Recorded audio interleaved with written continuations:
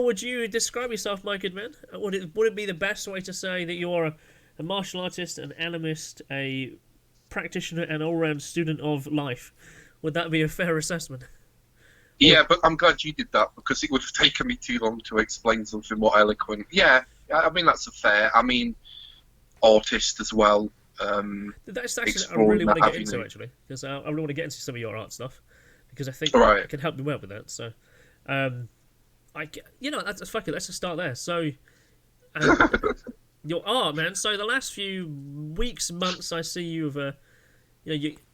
I don't know how you put it. I can see you struggling with some things, as all friends Mm, do, and I think your art has been quite an outlet for that. And your art is yeah, quite, some would say quite horrific, some would say dark, some would say eclectic, but I actually think it's quite beautiful. Uh, yeah. it's, Thank you.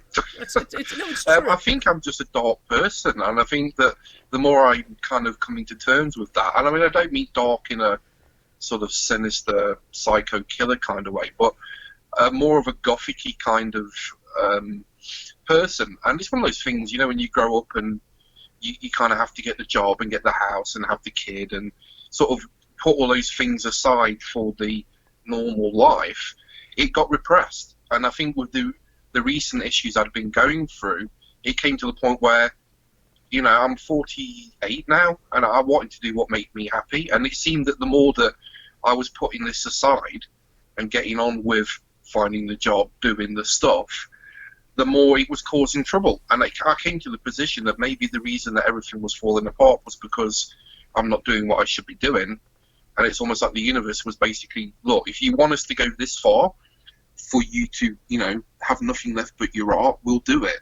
So I think that for me, it's therapy, and it's helped me with some stuff. I mean, I'm no way at the end of this journey, but it's one of those things. I don't see it as dark. It's just a reflection of who I am, and I'm kind of someone who grew up with Hammer horror movies and that kind of tongue-in-cheek gothic kind of thing, Penny Dreadful kind of thing. So, what Um, was the first horror movie you remember seeing? um, wow, it's going to be a Hammer one. It's got to be because I remember spending nights with my mum watching horror movies together when I was about 5. That was kind of like our sort of our time when my little sister was in bed and we had that time together. So it would have been one of the Hammer ones, one of the Christopher Lee vampire ones, or something like that. Classics. Um, but yeah, essentially, it's my excuse me, my art's my therapy. And I'm pretty messed up, so I need lots of therapy. But I think actually nowadays it's more acceptable to say that things aren't so good behind the scenes. We're all Yeah. coping with that, and I think in many ways this lockdown has actually enabled that question to be more allowed. We can say that we're struggling, and I think that's it's pleasant to say that. And when you talk to a friend who's struggling through life, and you have something to compare or something to discuss with them, it's more allowed. It's more is acceptable the right word? I I think think so. more It of the seems to zeitgeist. be that's the only silver lining in this lockdown is it's given people, I shouldn't say the only one, it's given people the opportunity to see what's really important in their life, whether it be time with the family because they can't go into work or lots of things. And I think people have sort of reevaluated their priorities. And yes, I think one of the things that is good is the fact that, especially guys, because there's that social stigma about saying, hey, look, I'm struggling, that this has allowed, people to talk about these things more freely, which can only be a good thing, I guess, No, you're right. It is. To be more freely discussed is a good thing for a lot of guys. And Yeah. guys do struggle. We struggle in a very different way. You see girls, Hmm. and I hate to be like stereotypical, will generally talk about their stuff in a kind of vexing way between each other. They'll kind of bitch and stuff with each other. Is that enough for them? I don't know. But guys, we don't say that stuff. We'll just say, our ego stuff generally to each other. We'll banter with that, Yeah. and then the person we often want to discuss it with, often our partner, that because you want to discuss feelings, it's for them it's too much, or that they are the ones who often are the root cause of that, or they are the contributor to the stress and the anger, the frustration that you want to share, and you want to talk it out with them, but actually, that often is the worst thing because they don't see it in the way that you do, and they've got their own frustrations about you, and they go away and bitch, and you realise, fuck, who am I going to talk to? Yeah, I think there is that, and especially maybe more from our generation, is that it was kind of men suck it up and get on with it, and I think it's probably a good thing that we're seeing with sort of the millennials and more recent, that men are feeling able to come out and say how they feel, because we know there's a link to repression and mental illness, and struggling from that side. So maybe that's a good thing that's coming out. Who knows? But you've seen the state of some of these millennial people. They are just they're just so far on the. I don't know. It's like the pendulum has swung completely of the opposite end. And I guess somewhere in the middle it will find some equilibrium.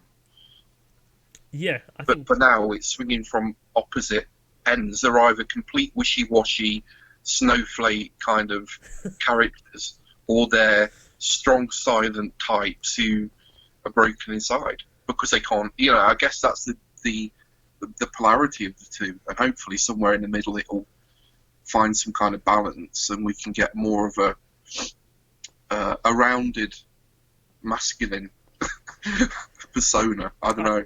There is definitely a almost a lack of masculinity now in the media. Seems to be that it's almost a demasculation that's going on, and maybe this is going towards the sort of the transhuman agenda, in that to break the binary poles of male female. That there's now you've got to demasculate the male to basically get to a point where there is no real gender, and that then takes you more down the road towards gender's not important, it's just transhumanism. Maybe that, you are on the scale. Because we do see it. You've only got to look on social media and see, and in movies as well, for the last 10 years or so, guys are always the clumsy oafs, women are always the smart ones who can kick ass and do all the things, and it's kind of like there is some kind of movement to go down that route. For what reason, we can only guess at, but I don't see it ending well. No. I think the 80s masculine image that we all grew up with is a dinosaur now. Almost toxic. Your Stallones, your Schwarzeneggers, these things that we were told this is what men should be. Now we're being told men should be metrosexual, or very feminine in what we would term as feminine. Yeah. Coming from that generation, it just seems there's a marked movement to demasculate men. Yeah. And then the pursuits that men found, like hunting or sport or fighting or martial arts, are demonized, and what we're praised for is being in touch with our feelings and doing this, that and the other. And there just seem to be some movement. I don't know if it's all paranoia from my side. I've seen it as well. I'd almost, I attended counselling. This is kind of what I want to talk about. So I attended counselling for about 18 months a few years ago, and I found it really good. And one of the things we were talking about is, why is there, in the field of counselling and of psychotherapy and of that kind of thing, why are they all predominantly women? So most of the counsellors are women who generally are quite, they're young, they're inexperienced in life, and a lot of them, I've got a few on my friends list on Facebook and social media, they appear to be the broken people. And they are the ones giving advice to other people. And I've got two specific examples. I won't go into names. One person constantly says how bad her life is, yet also advertises her services as a life coach. The other person, but I don't go into physician, heal thyself. And the other one is like a third-year psychology student. He constantly rates about how bad things are for herself and her family, how terrible things are, and then she constantly would say, come along to my psychology sessions, let's get you back on board, let's put you back in straight line. And I'm going, how can the broken people be the ones to fix people? How does that work? It's scary. You can see on the one hand that someone who's broken might be internally looking for their own answers, Yes. and then they go into those pursuits to find their own answers, really. But it does seem crazy because, surely the best advertisement of being a life coach is having a successful life. You can say, this is how I did it. Yep. Let's look how you're doing it and see where we can get you to where you want to be. It does seem weird that someone should have that view of life and then actually be trying to sell a perfect life. It seems nuts. It does seem nuts. But I guess that it comes around to is their personal internal therapy, them to be this kind of, they take on the persona of someone who's strong, who's confident, who's warm and can listen, the mothering aspect in their life. Is that they put on that hat, as it were, to do that, so they can have their self-therapy to struggle through other things. Maybe. I know with some people, I've got friends that have got, been diagnosed with real mental illness, heavy duty stuff, and they often say to me they would rather be helping other people because it's a distraction from their own issues. So maybe some of it's that. Maybe they go into therapy to help others because in helping others, they're able to kind of forget about their own stuff they've got going on. I don't know. It is weird, but we know so little about the mind and how it really works that we're all just, sort of in the dark, stumbling around. And I think people that go into therapy, a lot of the people I knew someone who used to do NLP, went on to be an NLP practitioner. He was the most broken person I knew. So I don't know. Maybe it's that internal journey they're on that drives them into those subjects, and as they learn about those subjects, they then feel able to give advice. I don't know, but when you look at it on face value, it does seem crazy that broken people help fix other broken people or less broken people. It does seem crazy. I've seen when often you see politicians talk to the layperson, there's always this whole disconnect between, and I hate to use the word education, or they look at. There's this particular photo I can always remember. It's Ed Miliband, who's on This Morning or whatever, and he's looking at this lady who's going through an absolutely terrible time, and it looks like he's studying her. He has no idea what he's looking at. This woman's going through absolute tragedy in her life, and there he is, he's leader of the Labour Party at the time. And he's looking at it, he was trying to study how she was reacting and what she was talking about, and it was really interesting to see this a person who appeared to have no emotion, trying to work out what this person was doing. And I think that might be the case within the political hierarchy, as it were. They often have no idea what's really going on in the real world because they're not here. They're not seeing it in their constituencies. Yeah. They keep themselves in the ivory tower. And I see that video. When I put this video together, this picture, I'll add that picture to where we're talking about, and you'll see what I mean when you watch this back. I think there's probably something about politics that brings out the people that are psychopaths and sociopaths in society are drawn to positions of power, are drawn to positions of, like into politics, into maybe law, into a position where, not that they go seek it, that the nature of that role in itself attracts those sort of people. And we do see it with politicians. They seem to be unable to empathize. They can sympathize, and it all seems fake. They know how to fake it, but they just don't seem to be able to connect with people on a real level where they've experienced grief or poverty or any of these things. And it does seem that a lot of them are just psychopaths. But in many ways, I guess what we're talking about here is coping mechanisms, maybe. So yeah, your figures, your artwork, I guess, is your outlet for that. So how did you get into that? What? It's always been a big part of my life. Is when I was younger. I remember being at primary school. I would have been probably 6 or something like that, and making this huge zoo out of clay with all these little caves and all these little animals in it. And I remember the teacher at the time being really impressed, and I was thinking, well, I'm just making what I'm seeing in my head.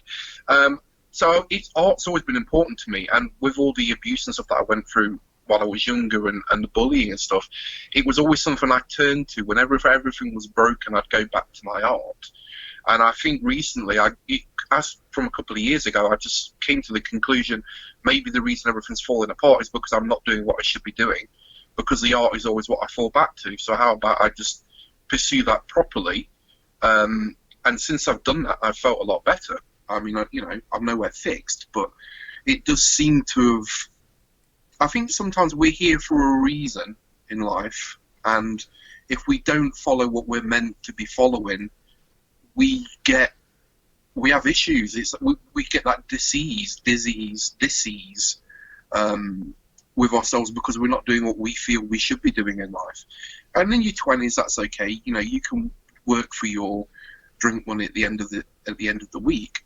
But I think when you reach sort of your late 40s and you start to look at life and you think, well, I want to do what I feel I'm here to do now. I haven't got as much time. The clock's clicking, to do what makes me happy rather than what pays the bills. And trust me, art does not pay the bills, but it makes you feel happy if that's your calling, whether your calling's art, whether your calling's working with animals or nursing or whatever. So yeah, it's just one of those things that's always been a part of my life, but I've always put on the back burner because it's not a real job. You can't pay your mortgage, you can't raise kids, you can't do that kind of thing. And I think it got to the point where I was so tired of putting it to the back burner, it was actually causing me mental anguish on top of the other stuff I was going through. And because I've always come back to the art, it just seems to make sense that I should pursue the arts, The starving artist, eh? Well, I don't know one who isn't, to be honest. I think unless you want to cut a cow in half and stick it in a cabinet or something. You see these stories about like modern art, like a pair of glasses like on the floor or a rubbish bag, and it's worth millions, and it's like, what the fuck is this? I guess it's it's subjective, isn't it? It's in the eye of the beholder. But for me, I think that people tend to know what they're here for, or know when something's not right in themselves. And for me, pursuing the art properly put me more in tune with what I thought I should be doing or what I felt I should be doing in life, really. So it's been a godsend, really. So the kind of art that you do, I mean, I guess it'd be wise perhaps if I showed some pictures at this time in the video version. So yeah. Do you want to? Have you got a piece nearby you can describe? I haven't, no. They're all in the other room because, well, my studio in the other room. But if I was to describe it, there's kind of a duality to it because it's all very abstract. So there's the acrylic pouring, which is playing with art in its fluid nature, and then there's the dark gothic-y kind of stuff that I do, which is like horror props for gothic decor in houses and props for horror movies or stuff like that. And it seems to be those two parts. One's very beautiful, and one's very dark. I don't know if that says something about my character, or it's bipolar in its nature or something. I don't know. You'll probably find out a lot of artists perhaps have the same natural feeling that way, that they have the stuff that they have their darker collection, and they have their this is the horror light. This is the horror light, and this is the horror full on. But I grew up with artists back in the 80s, like Geiger and those kind of people, and I've always seen beauty in that kind of what people would say is dark, I imagine, but I've always seen the beauty in that, and also the story of the artist itself. It kind of gives it more of a, I don't know what the word is, gives it more. I don't know. I'm struggling for the word, but it adds to it. It adds to its appeal and its beauty when you know the story behind the person. Because when you buy a painting or a piece of art from someone, you're not just buying something off the shelf. You're getting a bit of the energy of that artist, what they were feeling at that time, what they put into the item they're making. Yeah, I always think art is about selling the story, isn't it? You don't just give a piece of art. You're actually the history behind each piece you buy, rather than producing something off the shelf, which is basically it's got nothing in it. And a lot of the stuff that I do horror-wise is the unique one-offs. Even when people have asked me, I want one like this, it's never been the same. It's never the same each time. So yeah, it's a uniqueness. And I think a lot of artists do not like repetition. They like to be a bit different every single time they do something. Yeah. The ones I've spoken to. So a lot of the stuff I make it's bespoke. You'll never get one exactly the same again. And that's how you should sell it. You should sell it as, that should Well, be the appeal. that's the way I push it. But the thing is, I've been reluctant to do the hard sell because for me, it's not really something as a living. It's something I do for me, and if people actually like it, great, they can buy it. If they don't, great, I'm going to do it anyway, regardless, because it's a type of therapy for me. And I suppose that's business-wise not the best view to take of it, but it's how I see it. So if someone says, I want, I don't know, a box to do a Ouija board themed curio box, and I want it just like this, I couldn't do it just like that. I've done two very similar, but I'll always try and make it individual for each person because they're, it's good to know that this is a one-off. There's only one of these in the world like this, and I own it. Well, that's I know that's how. No, that's because that increases its value, that's importance. So, in my suggestion, I would perhaps write this statement about it. Before you perhaps go into a project, just to write a statement of intent, and then perhaps write one after of what the journey was like. Maybe even like a few words, even a couple of sentences, like a blog, and that way you've got a statement to go with it when you sell it and give it away, or when you promote it. It's like this is where we were. This is how it ended up, and there was the journey in between of things that didn't work, and there's an idea I wanted to create with this. It was for this intent, it was for this purpose, and I was inspired by this. Because that gives it that texture. Yeah, because like with the heart one I did, I don't know if you saw that one, but it was the heart in the box. It was basically an idea that came out of my failed relationship from a few years ago, in that each one of the post-it notes that are in there are a promise that was made to me that wasn't kept. So I've got all the post-it notes in there of the things she'd said. I've got the heart that's magnetized to the back of the box so you can take it out. And I've got some, it's got blood on it, and it's got this idea that my heart was ripped out because of these failed promises that are on the post-it notes. So there's a story behind most of the things that I do, rather than just doing it because it's spooky or just because it's gory. But it's hard to tell people that because people don't understand what the journey's been or what the message is behind it. That's quite powerful therapy because every time I open that box, I can see, okay, these were all lies. Don't be upset about something that wasn't real, and I can close that box and it's closed and put away, and it's kind of like, okay, I've opened it, I've felt those things, I've closed it and put it away. But how do you write that up to tell someone to sell it? Like, you can't really. You've just got to explain what you were going through at that time. I might look back on that in 5 years and go, God, that was cheesy as fuck. But at the time, it was quite a powerful healing. Yeah, and that's the important thing. That's the message was. So talk to me about your. I think I kind of came into this thinking I'd really like to talk to Sean about animism because I don't know fuck all about that, and I won't pretend that I do. I understand its abstract sense and its terminology, but I don't understand it. So I was kind of wondering if you could throw me a bit of an understanding about animism at me if you can explain it. Wow, huge subject. It's.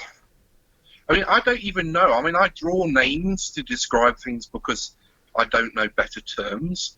I would say I'm an animist, and I believe in everything around. Everything has a certain amount of spirit to it. Because let's face it, that's what anime is. It's Latin for spirit.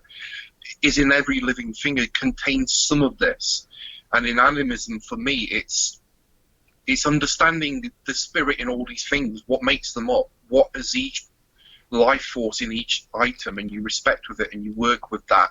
And whether it's a tree, whether it's a rock, whether it's a stream, and understanding what runs in the background of all living things and venerating that and approaching those energies should you need help with something. And it seems to be that the older you go back in human society and evolution, the anthropology of things, it seems to be that's where we started on our journey, in the personifications of things that were like thunder and electricity and things we didn't understand. They became personified in objects, in items, in things in nature. And it seems to me that aligning myself with that makes me feel more complete as a soul, as an energy, as a entity. You know, if you look at Aboriginal stuff or stuff from tribal Africa, or stuff from Haiti and the Caribbean, it seems to be the closer you can get to nature, the better it is, and the more energy you can draw from those things, and the more that finding a synchronicity with those energies helps you feel better, do more. I don't know. It's hard to explain. It's really hard to explain. It's basically a belief that everything has a spirit, and communicating with that spirit and aligning yourself with that spirit, whatever it would be, helps you. Okay, so I'm looking at that as if I want to draw an animal spirit, so like a wolf or a snake, or I would take those characteristics on board in some kind of ritual practice. In a very basic form, it's sympathetic magic. It's being able to go, okay, I want to, I don't know, hurt someone, so I make a representation of that person because I can't hurt the original person, and I stick pins in it. It's a sympathetic magic. By doing one thing to one thing that symbolizes something else, it's almost like the energy makes it happen to the real person. It's like that kind of idea, that affecting, like the cave paintings that show hunting scenes in France. A lot of those were, they now believe, showing the successful hunt before the hunt had happened, so that showing the successful hunt created a successful hunt. Oh, I got you. It's like sympathetic magic, and I think the older you go back in human evolution, the more you tend to see that, and it's only with the advent of Abrahamic religions where it seems to be more about control. Some person says this, I must do this, or something nasty happens to me afterwards. Whereas with these older faiths, it seems to be, you go out into nature, you talk to the trees, you talk to the rivers, you just become one with them, and we're all animals. Whether we say we're clever animals with opposable thumbs, or we're all animals, and animals are part of nature. So by association, the more closer you can get to nature, the better you are in your spirit, I guess. That's how I would describe it. But I think it's such a subjective thing that other animists might say it differently. No, that makes sense. What I say makes sense is that how the other animists might say that. And yeah, because I've heard similar things. That I guess I was under the understanding of you would take on board characteristics, to have an intention go out, and I guess that's pretty much what you've described. And I think that maybe that people that, like the old story of the berserkers, they put on the wolf pelt or the bear pelt, they take certain hallucinogenic mushrooms, and then there's a lot of drug use that seems to be going right back to our very early origins. That it seems to be a lot of the work of Hancock has talked about this as well in some of his later work, is that the jump in human evolution seems to be linked with our use and discovery of hallucinogens. Yeah, somehow that opened us to, we used the stone axe for 10,000 years. It worked. We didn't have to change it, but somewhere on the line we thought, let's make something new. Yeah, it's something that sparked a part of us that maybe wasn't stimulated before, when we were just hunter-gatherers and we were just hunting to survive. Maybe the elusive hallucinogens opened up something and allowed us to turn the antenna on and pick up what's out there. The guy you're referring to, Graham Hancock, there, he'd not long done a foreword for a book by a guy called Brian Muranescu. I've done it here on Audible. The book is called The Secret History of the Religion with No Name. And I was really fascinated by this. I downloaded it on Audible. And the author is the one who's reading it. He's an author who is a scholar who has an interest in the classics, so he knows his pre-biblical stuff, he knows his Roman mythology and his Greek mythology, and can read Sanskrit and so on. Sounds like a great guy. Dude, when you listen to him, you can hear his passion and the way that he's talking. He absolutely loves what he's talking about, his passion of discovery. So what he's discovered, or rather he's putting words to, that hasn't been discovered for a long time, is that certain beers and wines that existed in prehistory were more than likely what sparked off that cue going forward. was gonna say, do you want to get yourself reset up again there? Yeah, I moved my very sophisticated pile of boxes, and now I'm adjusting the picture to get it back to where it was before. Just shuffle it. Oh, okay. Oh. I can see the There you go. I'll hold it. Oh, I'll reiterate what I was saying here. So, Brian Mariscaro, he highlights his own journey while trying to discover these things. So he's found out there was like an ergot-infused beer that basically had psychogenic effects back in prehistory. So when an ergot basically is a kind of mold fungus that grows on barley, it grows on a lot of wheat. So in Germany, it's really popular, and they have to shred it off. It's actually the reason for the purity law. But in earlier times, in pre-Greek, and we're talking like Dionysian history, that was that women generally, within a certain collective in the kitchen, would create ergot-infused beer and would give that to people, and particularly ergot-infused wine. And that was the basis of the kuklion and these psychedelic substances that would give people access to the gods. Really powerful stuff, and that religion basically was pre-sacrament, and very much like the Christian sacrament, the Eucharist. In fact, it's based on that transition from Dionysian to Christian, and how that whole transition between like early AD, late BC, when that happened. The early followers of Christ and the previous followers of Dionysian were in the same area, the same place in Galilee and so on. So they think that that's actually how the transition happened. How do you infuse like 50,000 followers? Well, you give them the same Eucharist with the same story, and you allow them, but it just now has a new name because of the way that the Romans occupy the area. So these Eucharist-based celebratory wines had were spiked with things like nightshade. They had various hallucinogenic properties to them to give them direct access to the gods. And the cave paintings and the walls and the decorations they put around them are very much the same stuff that was rediscovered when they found LSD. And then there was a book that was released back in the 60s that kind of alluded to that. And that particular gentleman, obviously, he put that out there as a hypothesis. He got scrubbed from the scientific record. He lost his position at a university. And then it's only in 2017 they've actually now found these bowls that were being used by those very priests, and in the day that actually now verifies that they indeed were having especially spiked wine back in the day that was giving them those hallucinogenic experiences. Powerful. I guess that way it gives everybody everyone's sharing in that shared experience. Yes.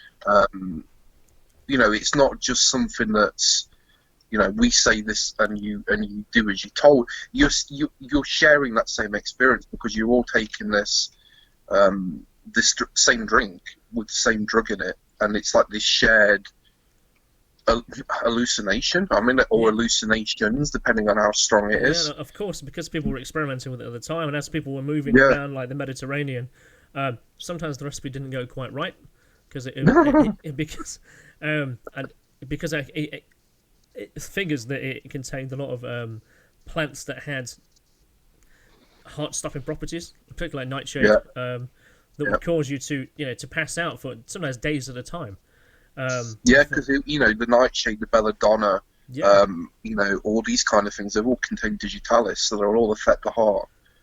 Yeah, so they think that what was happening is that, so that's why certain wines were then banned, certain drugs and beers were banned, because it was having those kind of effects because they didn't get the recipe quite right.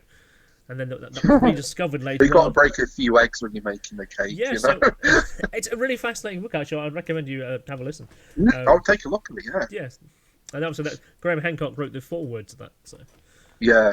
I think he wrote something, I don't know if it was his Supernatural series or something, but he did say in one of the podcasts I heard that, he's a big believer in the fact that hallucinogens are what triggered that thing in man to be more than just animals, to pursue that.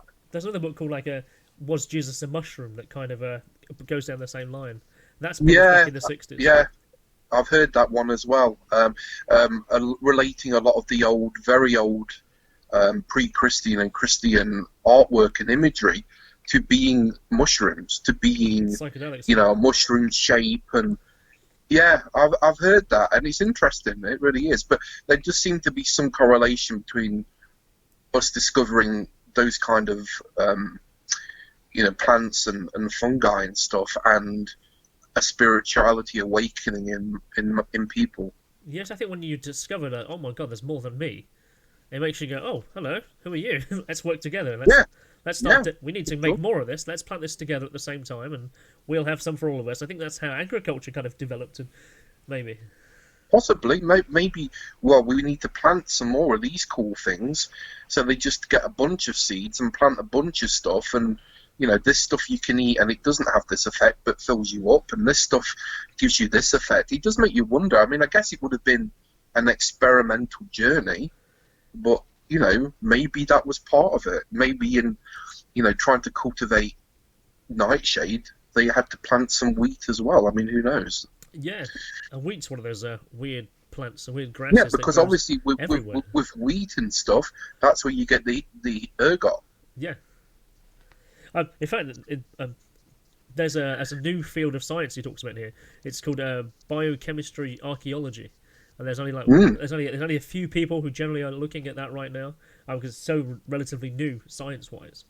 So it's where they're. But it makes so much sense, doesn't it? Testing chemistry on archaeological pots and pans and so on. That's never been done. And you're thinking, why has it never been done? Yeah, it does make a lot of sense. But maybe it's the stigma, because you're mentioning drugs and hallucinogens, and a lot of cases scientists are reliant on funding, and some universities might not offer funding depending on whether some subject brings negative attention to them, and there could be a whole host of things. I mean, probably the same things that people who want to investigate the paranormal face, or aliens or that kind of thing. Oh, they're taboo subjects. We don't want to talk about that nonsense. Ergo, you don't get the funding. Ergo, it's not investigated. Yeah, I was listening to Coast to Coast a few weeks ago, and it could have even been on George Norah's show on Gaia. The guy he had on. It's going to bug me unless I know what it is. He talks about that when he was in operations in the army, they found a lot of the psi subjects they were researching. They weren't getting cancelled for any of the reason they weren't successful. It's just that the political people who were in charge at the time were really religious, because they were generally Republican and so on. So they actually thought they were bringing around satanic stories or the devilish stuff. So they actually pulled funding. Just because they that makes sense. If you think about the Stargate stuff, the remote viewing and stuff. That's what it is. Yeah. That was being funded, and then it's getting cut all of a sudden. But yet we know that there's a lot of stuff seems to have worked with the remote viewing. It seems to have been something that was successful. Yeah.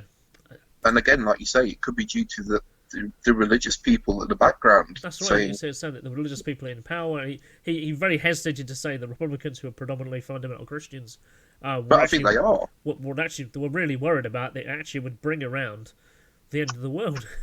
So they actually pulled funding. This is a devil's work. Yeah, so it's just like, wow.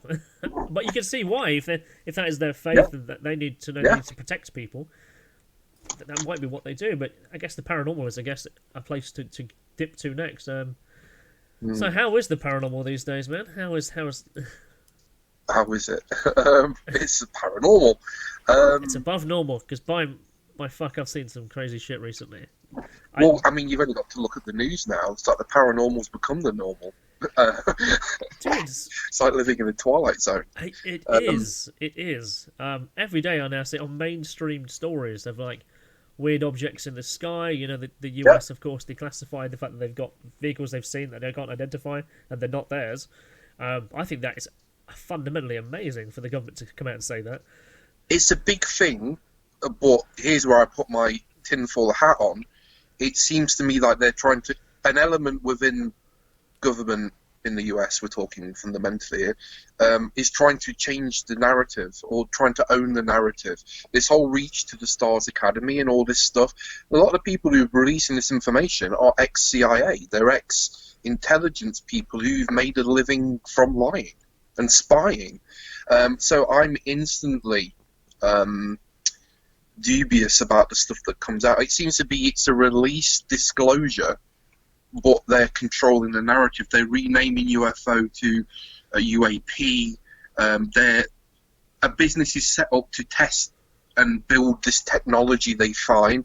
To me, in my tinfoil hat, it's going towards the idea of Project Bluebeam, in that there may be some staged alien invasion down the line, and ergo we need to all band together to fight this. And the fear that I have, that it won't be aliens, it will be a constructed alien invasion, getting down that route. And it seems crazy, but I'm just dubious of where this information's being leaked from, whether it's the Pentagon or the US Navy releasing the Tic Tac video.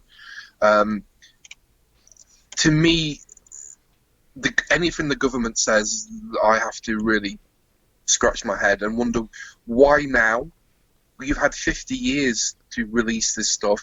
Why now? And what's the motivation for it? Have you seen the thing recently? Like Nick Pope's been debunked entirely. His entire role in the government, the MOD, has come out publicly. Nick Pope? Yeah. Mantle, do you know Philip Mantle? UK's kind of like premier author of Phenomena. I recognise the name. So him and Nick Pope have worked together a few times down the years, and Philip's very open to discussion. I've seen it on his Facebook threads and stuff. So he'd sent off some documents, freedom of information requests to the government, and another guy, I think David Clark, and they've got information back from the MOD via freedom of information requests that Nick Pope did work there, but was not the head of any UFO group. He actually was a desk clerk in the Ministry of Defence's... it's where people report foreign objects. So generally, he might have UFO cases come across his desk, but that wasn't his role. He wasn't an investigator into that. He literally was he was just collating the reports that come by him. I'd only worked there for 3 years, so but I think he was one of the people who found himself in the media spotlight being labelled an expert because he was at the MOD, and then just kind of ran with that as his public persona, because that's how the media framed him, to create a whole new. He could have been swept along by the whole thing, you know, and then once you're swept along, you've got to go with it. Yeah. But he's got currently a whole series in the US at the moment, so that's now in jeopardy and so on. But then it does make you wonder, you know, are they trying to do what they did to... Who was the guy that cracked open the Area 51? Lazar. Bob Lazar, it could be like a Lazar situation where I've no doubt Lazar worked on this stuff in exactly the same way he says he did. But when people look into his background, oh, you didn't go to this university, you didn't get this degree, you didn't... Are they scrubbing that to discredit the person? Maybe the same with Nick Pope. Maybe they're saying, no, he didn't work here, blah, blah, blah, blah, maybe. In an effort to discredit him. It does make you wonder. It's quite true, actually, yeah. That's quite true. That could well happen. Because a lot of people give gravitas to, you know, where someone studied, what qualifications they got. And if you can scrub that, or make it seem like that they're lying, you've immediately debunked everything they're saying. Yeah. That's true, actually. You can do. You just erase a person's background, or something they've done in their past or whatever. You go, well, this guy clearly, he cannot hold a position where he's talking to people if he did this in his past. You've discredited his whole character. Yeah, and that's almost like with the agenda where they'll have people that are working within whatever body in government that are releasing UFO bits and bobs, knowing it will be discredited down the line, but it's done to basically obfuscate the real thing. Well, this UFO stuff, that got disproved, and it almost muddies the water. It's almost like that counterintelligence. Yeah. And I think we've seen a lot of it with the UFO subject since the Roswell situation and further on, where you've constantly got stuff being released knowing it will be debunked to basically make people look like they're full of shit. Yeah, if I was in counterintelligence, that would be what I would do. Yeah, exactly. Or you'd be releasing, you know, videos from FA-18 cockpits saying this is a Tic Tac, this is the alien. This is why I wonder about all this stuff, why it's been released now, and what's the agenda behind it. Because I'm distrusting of these people. That their entire livelihood is about lying and controlling information. So I have to distrust everything they say. I think you have to. And I think they found someone like Tom DeLonge who was popular with the young people at the time, wanted to believe this stuff. He's an easy mouthpiece and vehicle to get this information out. He might be completely unaware that he's being played, but I think he's being played.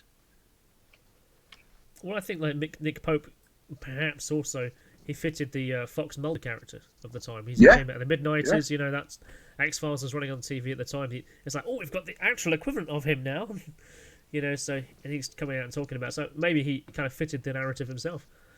And if you think about the wider subject in the 50s or before that, when you had Orson Welles' War of the Worlds on the radio, people thought this was real. People were horrified about aliens and the subject and the idea. Now, if you ask people about aliens, most of them, if they don't believe it, they're not completely freaked out about it. So, in a way, we've had a very soft disclosure over the last 30, 40 years. That now I think that there wouldn't be the panic that there probably would have been back in the 50s or the 40s in regards to aliens. So while people are out there after disclosure, I think we've already had it. I think it's been drip fed into the society as a whole through movies, through media, for the last 30, 40 years. So now people wouldn't be fearful if aliens appeared. Or, you know, the subject has almost become, you can talk about it. Whereas back in the 40s and 50s, he just wasn't done.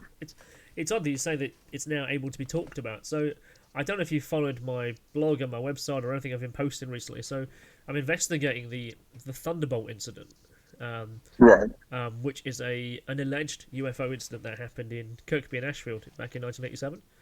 I remember you mentioned this years back. So now I have like a full-on investigation done. You know, I've done everything from like first-hand interviews to accumulating data. I've been on site a number of times. I've got a significant amount of footage of sworn affidavits. I've got statements of events that happened, the police chief and his activity at the time, the military involvement that came down there, recovery. Witnesses claim that they moved a vehicle on the back of a HGV, and this is like only within like the public consciousness, and there's a place like 3 miles from here. So I've got a whole series about it on my website now. It's kind of an investigative blog, really. And I'll have to check that out. So I mean, the last thing I saw that you did was some of the rabbit hole stuff. Yeah. And they were amazing. But I've not looked at this stuff, so I'll go and check that out. But I do remember you mentioning this investigation years back about the UFO crashing. Yes. See, I thought Mansfield, but could be Mansfield's that kind of area. It was always labelled as Mansfield. So this is actually, through what I've done, I've been able to actually pinpoint where it actually happened, the first location, the second location. Because all that magnification, that resolution of information has changed. Right. And there's this particular person I know. Her name's Billy. Billy lived in Ashfield, Kirkby and Ashfield. And so she came to me maybe 4 months ago, end of September, and she says, you need to investigate this case that happened in Kirkby. Have you heard about it? And I'm like, yes, I made a video about it in 2015. Oh, that's the video I saw, which is the reason I'm talking to you. Okay. Oh, okay. Okay, so this video in 2015 has 2 earlier bullet points that are worth mentioning here. So the first one, 2007, I go to the Hucknall Library.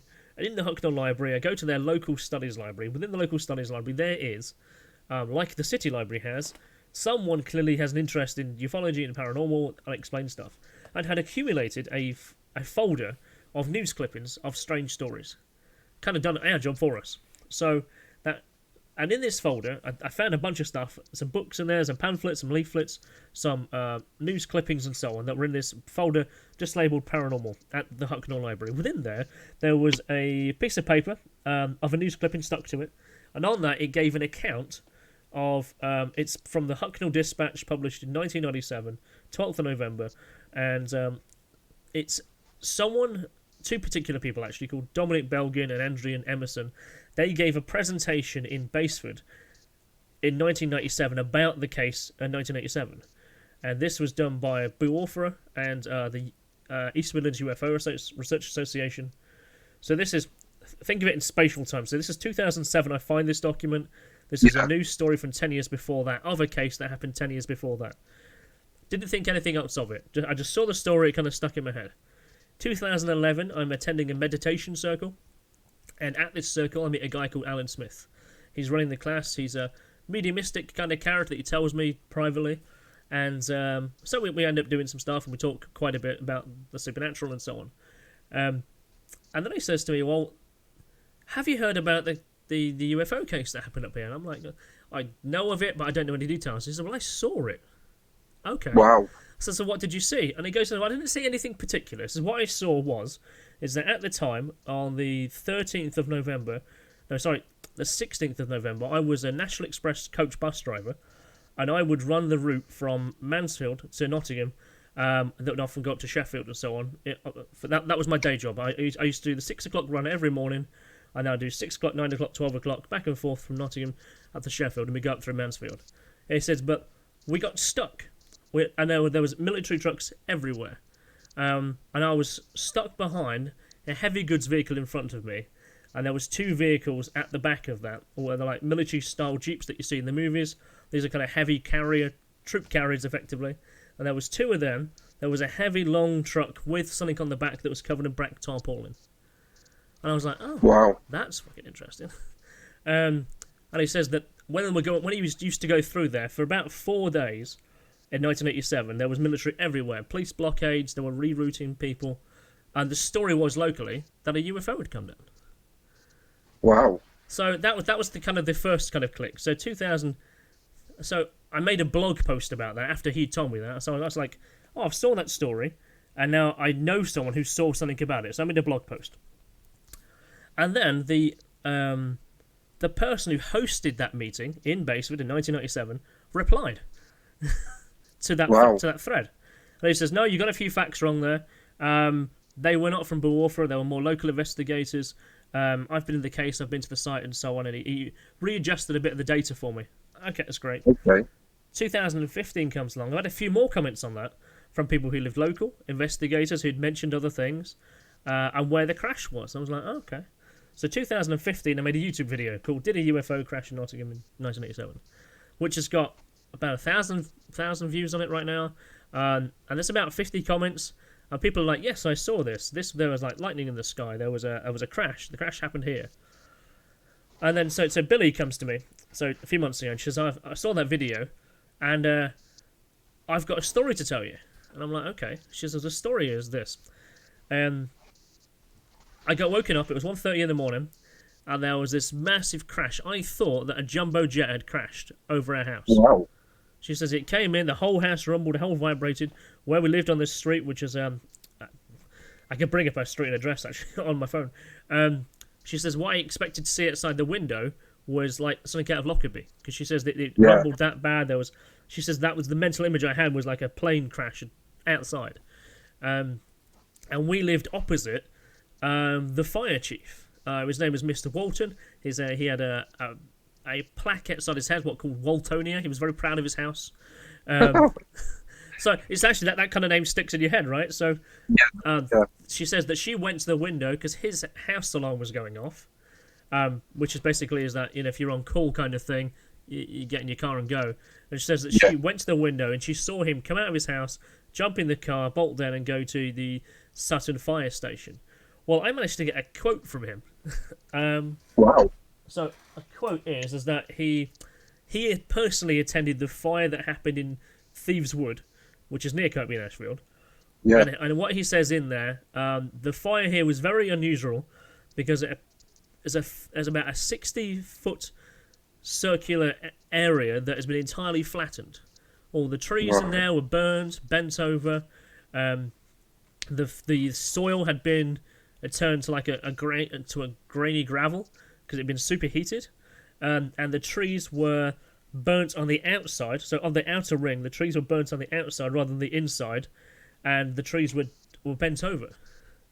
Wow. Yeah, that is still the case now. Fuck. So I took the drone up there recently. Hey! You know what I mean? So, I'll show some pictures about it here. So, yeah. So that was a bit like, fuck, I've got to do this properly. So then I got introduced to a group on Facebook.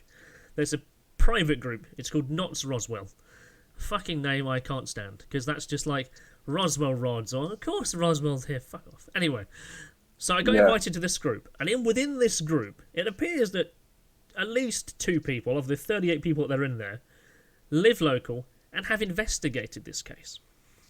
Good. There's a guy called Ben Emlyn Jones. He's a what's his little group called? Hospital Porters Against the New World Order is his little group. Fantastic name, love it. So he writes a blog basically about ufology and the supernatural, but generally it's ufology orientated.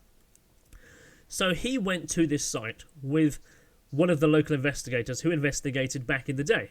So 30 years ago, sorry. He went on this site in 2013, and he sent me a map of where to go. So this is where it was, this is where you need to go.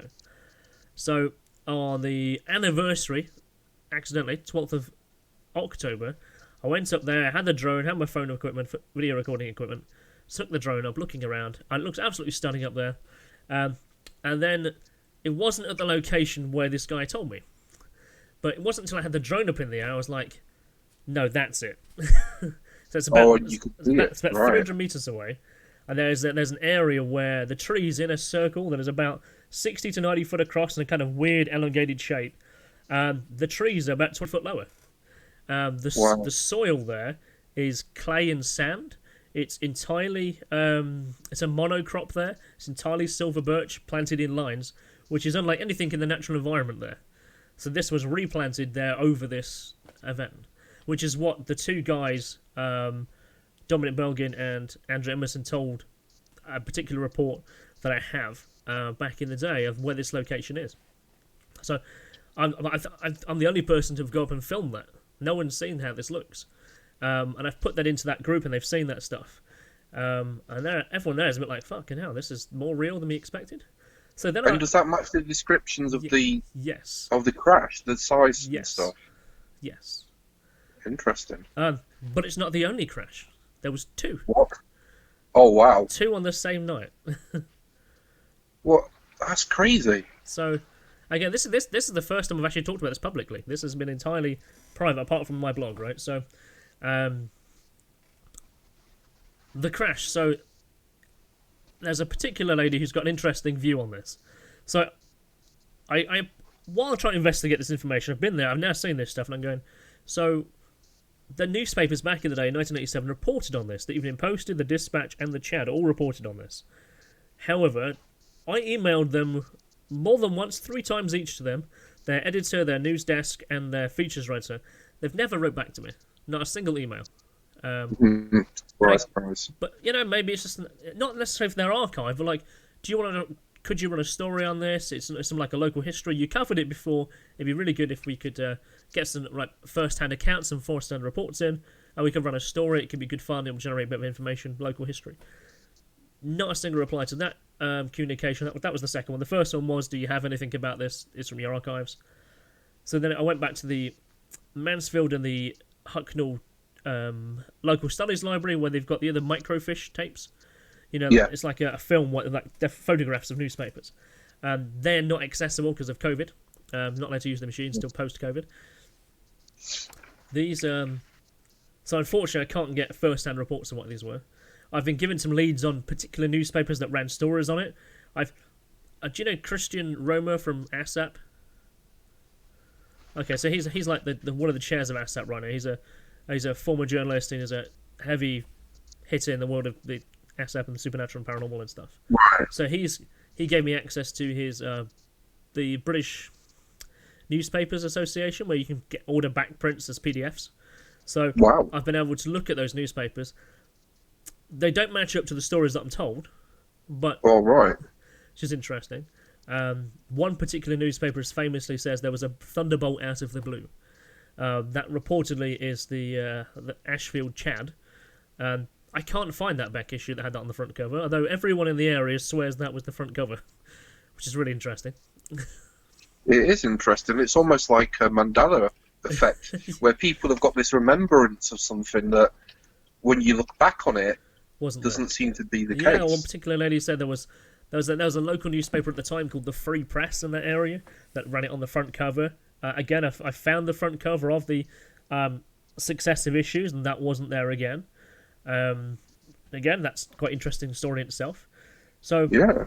in the stories, in the accounts, and there's three, I would say, the three sources that exist on the internet about this entire case. But I won't go into them for now because for the sake of what we're talking about. Yeah. So locally, so I messaged all the Facebook groups of the area. So Hucknall, Ashfield, Mansfield, Selston, Blythe, Ravenshead, because they've all got local community groups or whatever. And I must have maybe about 200 replies from people Wow. who saw something, who heard something. No, so everyone heard something, only about 3 people saw something. Right. Big difference. I think it's because, and what they all heard was the same thing. That is, they Yeah. heard a massive explosion that they thought something had crashed. There was a massive, and then the houses rumbled, they vibrated. Massive electricity outage. In fact, there's a particular electrician who states that where his house was, his lights that were off turned on, went really bright, dimmed, and then lit back up again and popped. Wow. And that happened. That was TV and videos that were connected to the powers all blew out in the area. The aerials had all popped. So on the roofs, actually, there was aerials that have pictures of that melted, bent down. A massive electrical disruption. Crazy. Yeah. It's like some kind of peoples. That is of the 2 sources that exist online.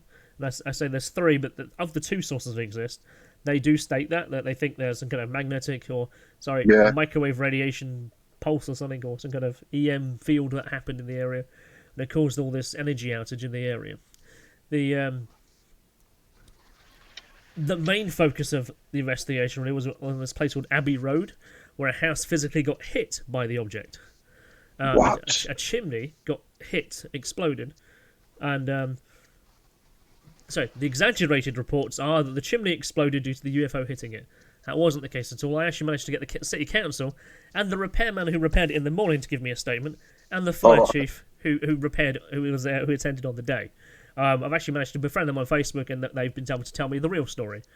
But the exaggerated internet story, and what's in these accounts, is that a UFO clipped it, and then the boiler exploded in the house.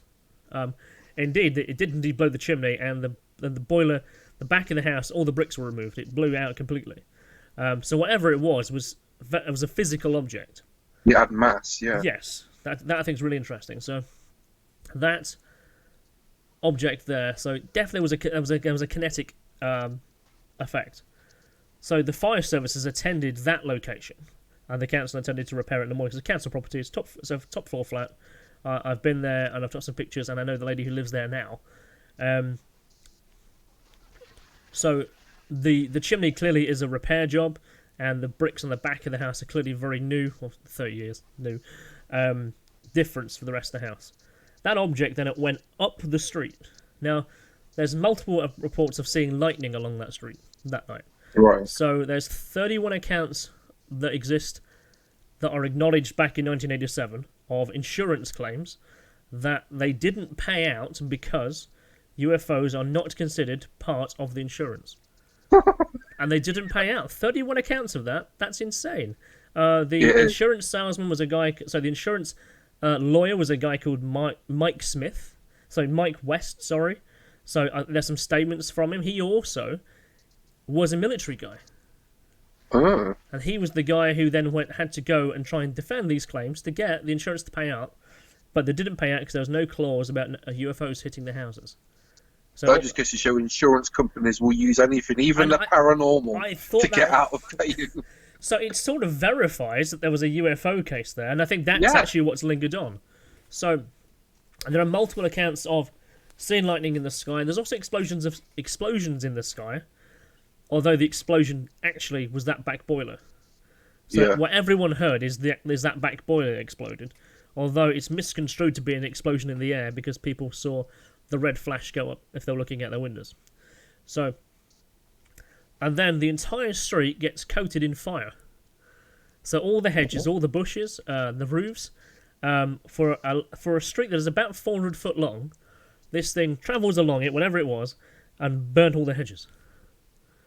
So there's a number of school kids who they used to walk that street every day. They're the ones to give me accounts of every house, all their hedges was burned, all their roofs were burned, and they are still today. Some of the roofs in there were facing horizontally to that object coming this way are indeed charred even now.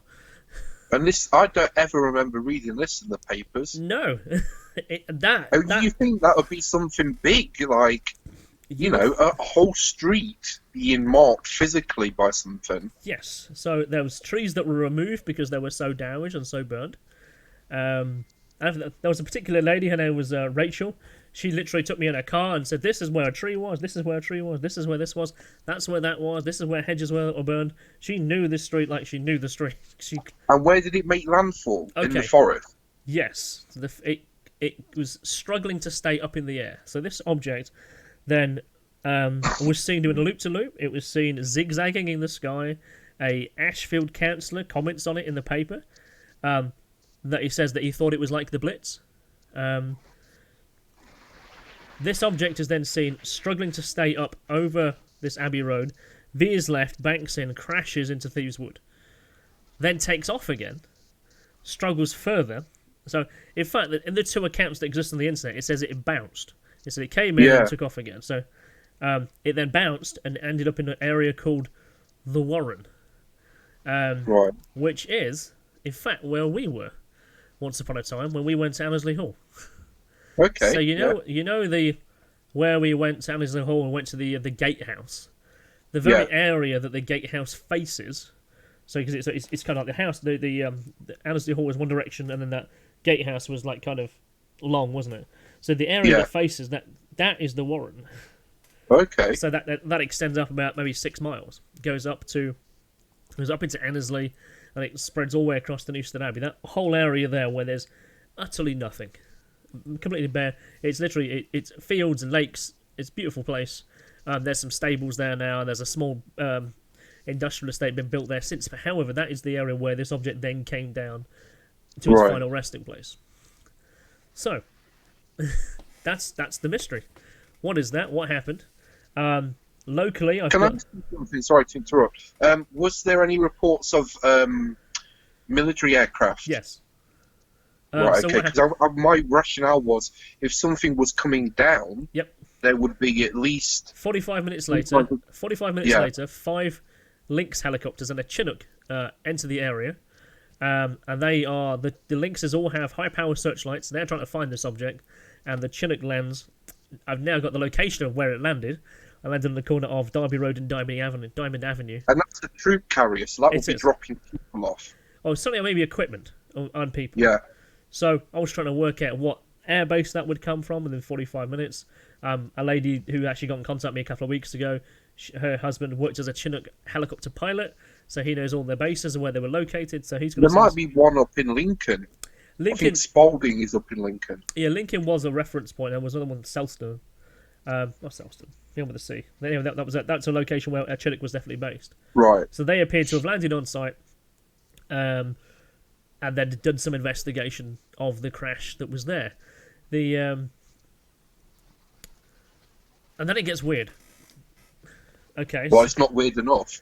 Not weird enough, no. So, particular house, okay?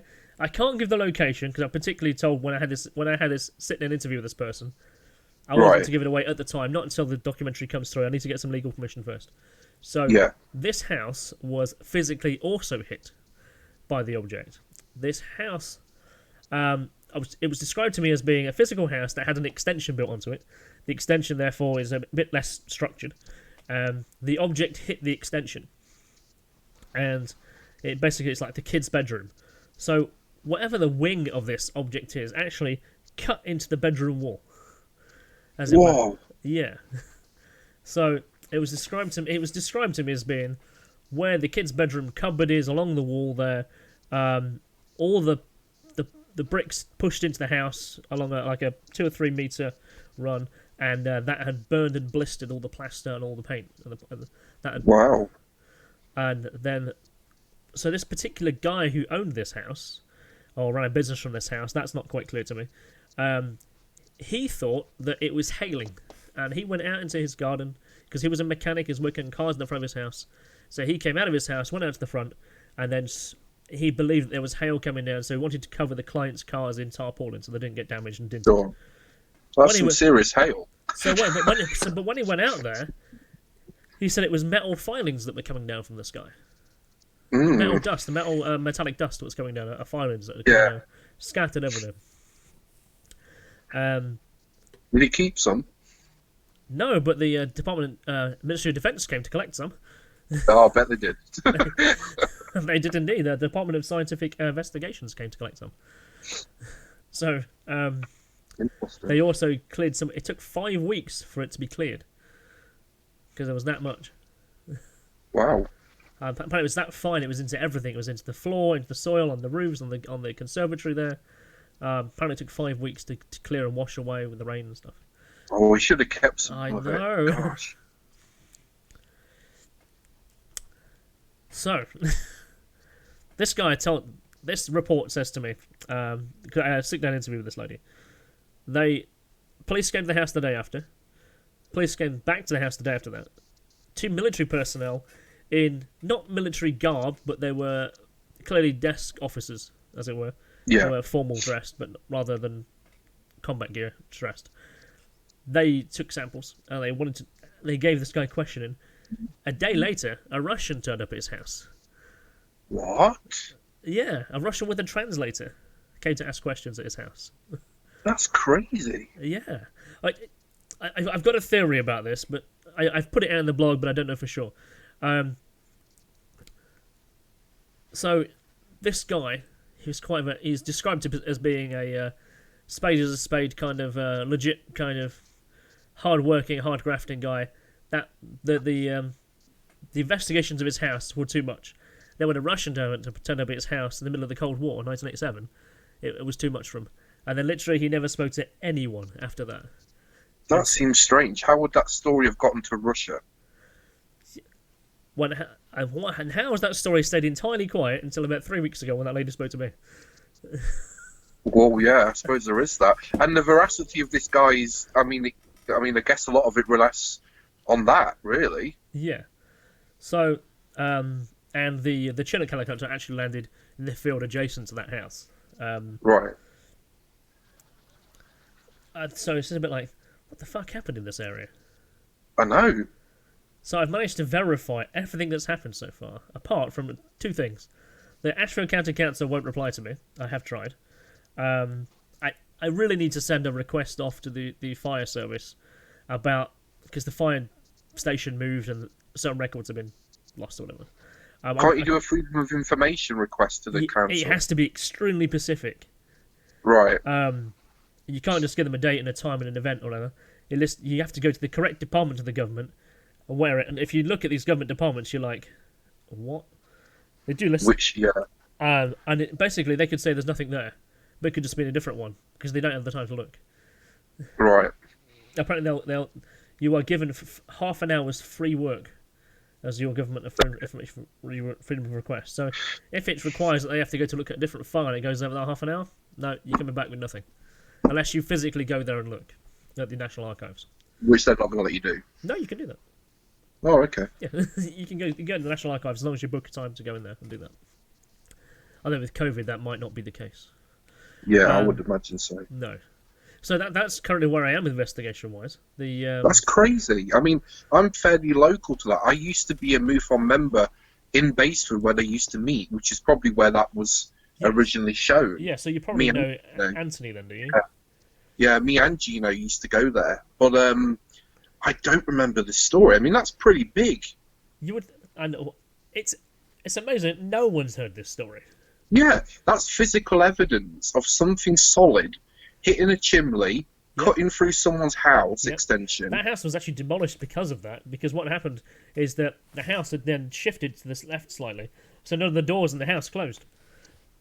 Crazy. And, his kid in there could have got injured. They had 3 kids. That story must have been really covered up. That is the case. So, where's that fucking book I got nearby? So, there's only 2 reports of this entire case that's out in the public domain. And I say 2. So, One is a case that was posted by a guy called Ashley Rye, and it was posted to an before the internet existed, there was news servers. It was almost like newsletters that were posted to people's email addresses on a network. Kind of pre-internet, pre-HTTP. That's how people disseminated information. So there's one report that came that way, and it's clearly by someone who either lives local or has accumulated information, and it contains Mike West. It has allowed me to find a few people. There's that one, and there's another report by a guy called John King. John King is the editor, formerly, of the UFO Reality magazine. He was an investigative journalist for the London Herald at one time, but had a side interest in ufology. That was kind of a side gig for him. So he wrote a report that's called File 31. It's in his book called Cosmic Top Secret that I do have around here. Cost me fucking far too much money. You don't want to know how much that cost me. No, it has 3 numbers in it. Wow. Yeah. So, because I wanted to see this file for myself. So in that book, there's 2 accounts. One that he is investigating for where he lives. Obviously, he lives in Somerset, so he's writing with correspondence to people who live local. In one report, the second report is the fact that he's clearly been in contact with this Dominic and this Andrew, and they've filled in information also that what they've investigated. So technically, there's 2 reports in this book, but there's sort of one about this case. And he says this is probably the most important case outside of Rendlesham, which doesn't really mean anything now, and Roswell. Yet nobody knows about it. Why? Well, yeah, why indeed? Because that is a lot going on. Yes. It's not just someone's seen a light in the sky and we don't know what it is. That's big. Yes. Although the UFO report itself is sketchy of the object. I've got a report that a lady only came to me a couple of days ago, and she is a former Vulcan pilot. Wow. Or certainly she has a passion for Vulcans. I get the impression that she knew what she was talking about when I was speaking to her. So she lived in Kirkby and saw this object in the sky. Wow. So she was on a street, and she said she was 8 months pregnant at the time. She was playing the game of life or Monopoly with a bunch of friends around a table, as they did at that time of year. And she was sat on the sofa, and as she leaned forward to move pieces on the table, he was then eye level with a window. Could look out, and she says that what she saw was like, it looked like a green tree in the sky, like green lightning. It came forward and it extended outwards. And she has no idea what it was. There was the explosion that she heard, but it wasn't until after she had seen this. So she saw this before the explosion. So luckily, I'm able to then go, oh well, that's where this was. This is this time. Kind of bit of a flight plan. This came over the back of the house, out past directly ahead, and she says, I can't describe it other than it looked like a huge giant tree in the sky as the lightning came outwards. It's like a tree pattern. But all the rest, and she said it was green. It was luminous green. It was like a bright coloured green. That's like you would expect from electromagnetic stuff. Yeah, because that's normally green, isn't it? Like with the Northern Lights. Again, that's green because of the electromagnetic field that's bouncing on. Good point. Yeah, I didn't think about that. The ionosphere. Yeah. So all the other reports are: I saw lightning going down the street. I saw balls hitting windows. I saw it came in the house. A few reports say. So along this Abbey Road, there's windows that are broke inwards. There's windows that are broke outwards. All down the street. This is massive. Yeah. So on the streets that are nearby. So I put a picture up of a sunset the other day, and I posted on this Kirkby group, and I says, "Oh, I was in the area, filmed about this, the Thunderbolt incident." Again, I've been intentionally clear that I'm not using the word ufology or UFO because everyone remembers it as the Thunderbolt incident, and because of that, there's about 144 replies in there, all going, "I saw this, I heard this, I felt this." I've contacted all those people for more reports on that, about what they've seen. Everyone heard it, but only very few see it. But there's one report that is completely different. And probably it's the only one I trust. Right. And what I mean by trust is that it's the only one that actually is more legit. And it's the one I haven't included on any of the document stuff. So this for many people, perhaps, is their introduction to this Thunderbolt incident. So this particular person lived at the end of Abbey Road. Her I think how do you describe it on audio. So obviously the houses face inwards on the road. However, her house is at the very end of the road and actually is faced the other way around. So her house, along with 6 others, faces outwards to the fields that are beyond the end of the road. At the end of the road is basically fields going up as far as Thieves Wood.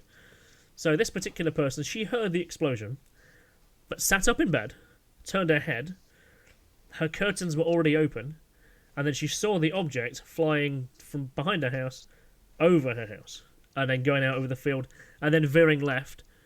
She said that she never told anyone because she was 9 years old at the time and she thought it was stupid. But what she describes is something very different to everyone else. What she describes is a ring of fire. She says it's like a ring. It had an orange-blue trim, and it was moving away at speed. It was gone in 2 seconds. Never been able to describe it, she says. Never thought to share anything with anyone. It was just one of those things. I just heard the explosion. I sat up in bed. I looked out the window and saw this move away. It was a ring. It was orange. It had a shimmering blue, and it shot away. It didn't last any long. And I thought, what the fuck is that? She says, yeah, but then I saw Top Gun when I was about 14. And she says, when I saw the afterburners on planes, that is what I saw. I saw an afterburner. Interesting. She says that's what she says. It wasn't until she saw that movie that she ever thought, heard, or seen anything. It wasn't until she saw that movie that she saw the fact that that's what it was that was moving away from the house. And then everything ticks into place. Yeah. It's the reason, and I need to verify this. This is my conclusion of this event. It's not a UFO. I can't quite describe the lightning, but the physical damage caused by in the area could indeed be caused by an earthly plane, an aircraft. So the area is actually it's the highest area in the county. So there's actually a building nearby that actually says it's the highest place in the county. There's showed observatories up there. It's like 189 feet above sea level. It's really quite high up there. And this at the time was the only housing estate. So it might be that all the rest of the area was all darkness. If you're a pilot who's in the area, you're doing low-level flying or whatever, certainly the area up there is perfect for air testing. Is what you're going to use. So my thought was maybe the pilot didn't realise how low he was. So pulls back on the throttle, so the plane kind of comes up a bit higher. It's what actually superheats the boiler, the thrust, behind it. So if you're a plane going forward trying to avoid the houses, it's like shit. And you've pulled up and you're above the houses, you didn't realise how low you were residentially. And then that thrust behind the vehicle is equal to what the thrust is taking the vehicle forward. So it's extremely hot. We're talking like more than 3,000 degrees. So if it goes over a chimney, it is indeed going to... I got chimney schematics, seriously. Wow. They're all metal cased in the 1980s. They were just changing from coal into gas. That particular street was actually being changed from coal into gas at that time. Right. That very week, oddly enough. But this particular house was still coal-fired. But it was metal-lined, and the back boiler was in there. So my thought was, it's overheated the back boiler, which is what the council repairman said it was. Although, when he said he got in there, he said that he saw there was bricks from the chimney breast embedded in the plaster wall in the room, because it shot out with that much velocity. The guy was in... His name was Dom. He was in the kitchen making tea, although reports on the Central News was he was in bed. But, whatever. Yeah, exactly. But that would also account for the road being... all the hedges being burned. The rooftops being burned on only one side, which they are. The aerials being melted and damaged at the top. That's superheat. So therefore, it perhaps wasn't magnetic. It perhaps the fact that the aerial on the top of the roof that was connected to that wire that used to run down the wall would go into your TV and into your video player was just got superheated because they all blew. The electricity would also have that effect. And then that would also explain how this person, Rachel, saw this afterburner go off. And if you're a plane and you're aiming for dark area because you don't want to hit any residential houses, you know your vehicle's struggling to stay in the air, that is definitely a consistent report. You perhaps would aim where it's darkest, and then you realise, oh shit, it's fucking trees, not a field. They've pulled back again, so the thrust behind the aircraft is what causes them trees to burn in that area. Right. And then that's why it's bounced. It's gone back up again, but then just come back down in the Warren. Makes perfect sense. I mean, it could have been a tornado or something doing low level flying. I think it isn't like that. I think it is because Yeah. that is a single engine burner. Yeah, that's what I was thinking at the time. Could it be a Phantom? No, that's double engined. Probably, and the date range would have been right for It's tornado, 87. low level tornado flying. So now, so I have a conclusion, in my estimation. It's one of the things that it seems to add up. It doesn't explain all the lightning in the air, but actually the attributes of it appear to do that. So it's a case of now I've got to prove that bit now. So it's gone from a obscure UFO case that actually is really magnificent for all the right reasons, but actually it might have a more down to earth reason. But because I think of you're that, right, and that would explain why it was all hushed up as well. and that's it, and that's why. Because I was thinking, I wrote this to send this to Sylvia the other day. I was like, if it's 1987, you've got foreign intrusion into your airspace, you wouldn't send helicopters, you'd send interceptors. Of course you would, yeah. The helicopters wouldn't be there to find out what happened to the UFO or whatever. You'd be sending interceptors to shoot something down or to scare out the airspace. And I managed to get the UFO. Sorry, Ministry of Defence's document for dealing with interception of a UK airspace in 1987. Document. Wow. As a PDF, and it's about their how they dominate the airspace and what they have to do when an intrusion happens. So again, its policy is if there's something in the airspace, you intercept. And the first caller is like 3 radio contacts, warning and so on, dominate the airspace, and then it's a warning shot action, and then, but these are helicopter responses. So, but if it had a known aircraft come down, that would be the response you would send to repair it or to pick it up. You'd secure the pilot, and you'd secure the aircraft, and then you'd secure the air. That would make get rid of the wreckage. Yeah, it makes more sense that way. But everyone in the area still says it's a UFO. Yeah, it is crazy. But then maybe that's because not that they want it to be a UFO, but if something unexplained happens in the sky late at night, that's your first assumption, not a tornado coming down on the end of your street. Yeah. It's crazy. You may have debunked the local myth. But if it wasn't for Rachel's story and seeing that, and nothing, it would still sit there as a UFO mystery. What makes you go give credence to Rachel's story rather than the others that say it looked like a Christmas tree? It was. So the difference is that the way that she comes across is very much like.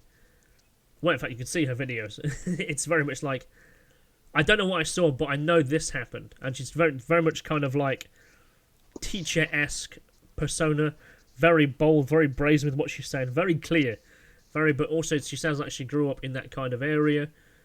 She was the one who described where the trees were, what got burnt, and she didn't know about the metal filings that come down everywhere. And I was like, what are they going to be? What are they going to be? They got fucking chaff, haven't you? Yeah. So that's true, but would it chaff's dispensed, isn't it? So would they dispense the chaff? Maybe something. I don't know how much weight chaff has.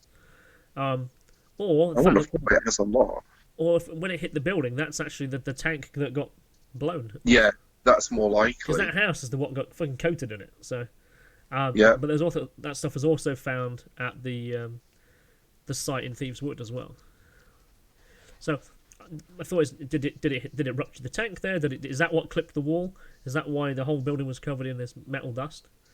And probably. Yeah. Still doesn't explain the Russian. No, that's the bit I don't. But then you have to wonder how much credence is to every one of these. I mean, the idea that a Russian would come into Cold War Britain, I know, right? For a local UFO incident, it seems highly unlikely. Were they Russian or did they just have an accent? I see. That is my thought. They had an accent. But apparently they had an assistant or a translator with them, was the statement I had. Right. But because that seems like wild history, doesn't it? That seems a little too X-File-y. But there is a chap who lived in Nottingham at that time, who was Armenian, who had a passion for UFOs. And I thought, So Oh, I literally, okay, well, no. I literally want to fucking listen to some Armenian accent. I went, that's fucking Russian. If I didn't know about it. Yeah, it's very similar. Yeah. And that would make sense. Someone who's interested in that went up to talk to the people. He didn't speak English, so he took a translator. Or at least I had didn't speak A English very friend clearly. Yeah. translated it Yeah. for him. So that's my thoughts and conclusion on that. So I kind of have a full breadth of a story with that. So now That's a hell of a story. it is. So documentary is on the way. Wow. But now I've just got to film. The thing is, I've got to film so many extra bits, like recreating certain scenes when I'm using animation to recreate certain videos. It's like your own docu-movie. That's going to Yeah. be huge. Well, could be. Yeah. I've Seen the stuff that's on Amazon Prime. yeah, fucking You can get it up there. dude. Have you seen that shit that's on there? There's some ghost shows on fucking Amazon Prime. They look shit. Oh, mate. Oh, I started watching one and I got a minute and a half in and I was like, what the hell is this shit? Oh man. So I saw one about this guy. He had a Dibbit box, and it was made to look like it was real. All the people were actors, and this guy apparently had seen all this stuff going viral on the internet, bought one off the dark web, and this is what happened when he had it in his house. And the acting was terrible. I was like, there's no way you're convincing anyone this is real. no. It was shocking, and I've seen ghost ones just the same. Where like, well, we're ghost hunters and we've gone into this building and guess what? It's real and this is what happened. This is our video that's been released, and it's like, man. And you look at it and you go, I could make better myself. Who are you trying to convince? I guess that's the point. I feel that I'm really difficult to watch these shows at. I'm going, who the fuck filmed this? And their presentation, nothing makes sense. There's no structure. It's just a bunch of people running around in the dark with a fucking glow dark camera. Or they have this belief called portals. Fuck me. Oh yeah. It fucking hurts. I hear that word. I hate using that phrase. It gives me autism. It makes me go. Just... My portal twitches when I hear the word portal. Yeah, or demons. Everything has to be a demon. It's like ghosts aren't scary enough now, so every bang in the dark has to be demonic. Yeah, I think it's like watching a TV show, but you've got to the 10th series and you have to make it more.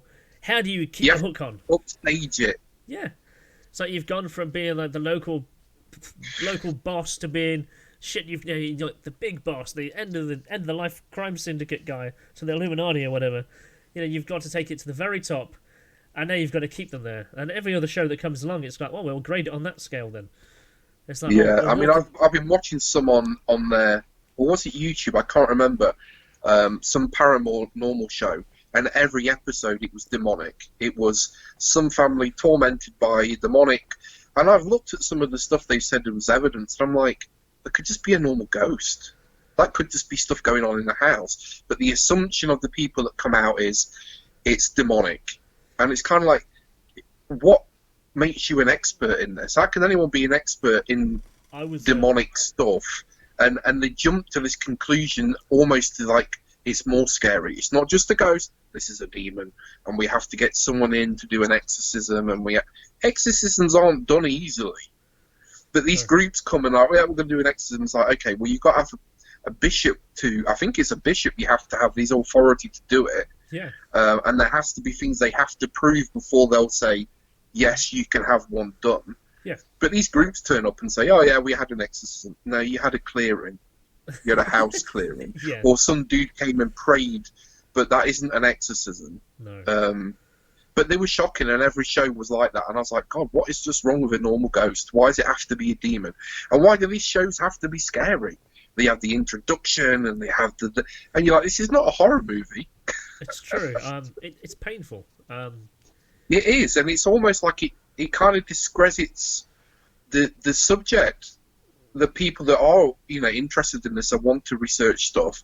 It's almost you're having to fight this uphill battle against the stereotype that people have that if it's a ghost, if it's a paranormal, it must be scary. It's demonic. It's going to possess your children. It's crazy. It actually is crazy.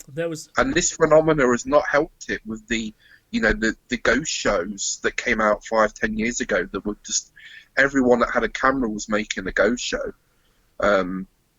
And we've seen how that affected, you know, when we were doing investigations. If you weren't showing up with a big crew and offering lots of money like most haunted were, people wouldn't let you in their properties.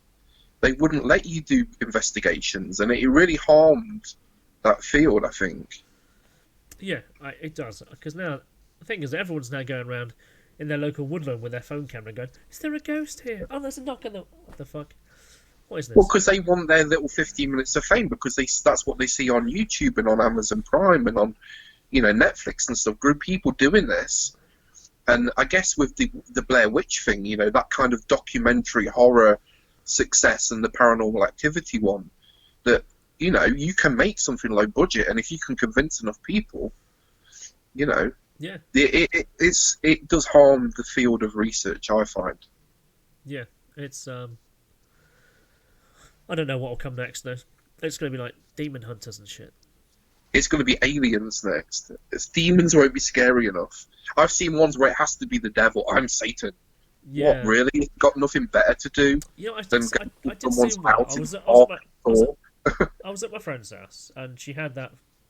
There's a channel called, I think, is it like Really TV or something like that? It literally shows like back-to-back ghost hunting shows all day, every day. And there was one particular show on there, and I felt in my heart so embarrassed to consider myself in that same interest field.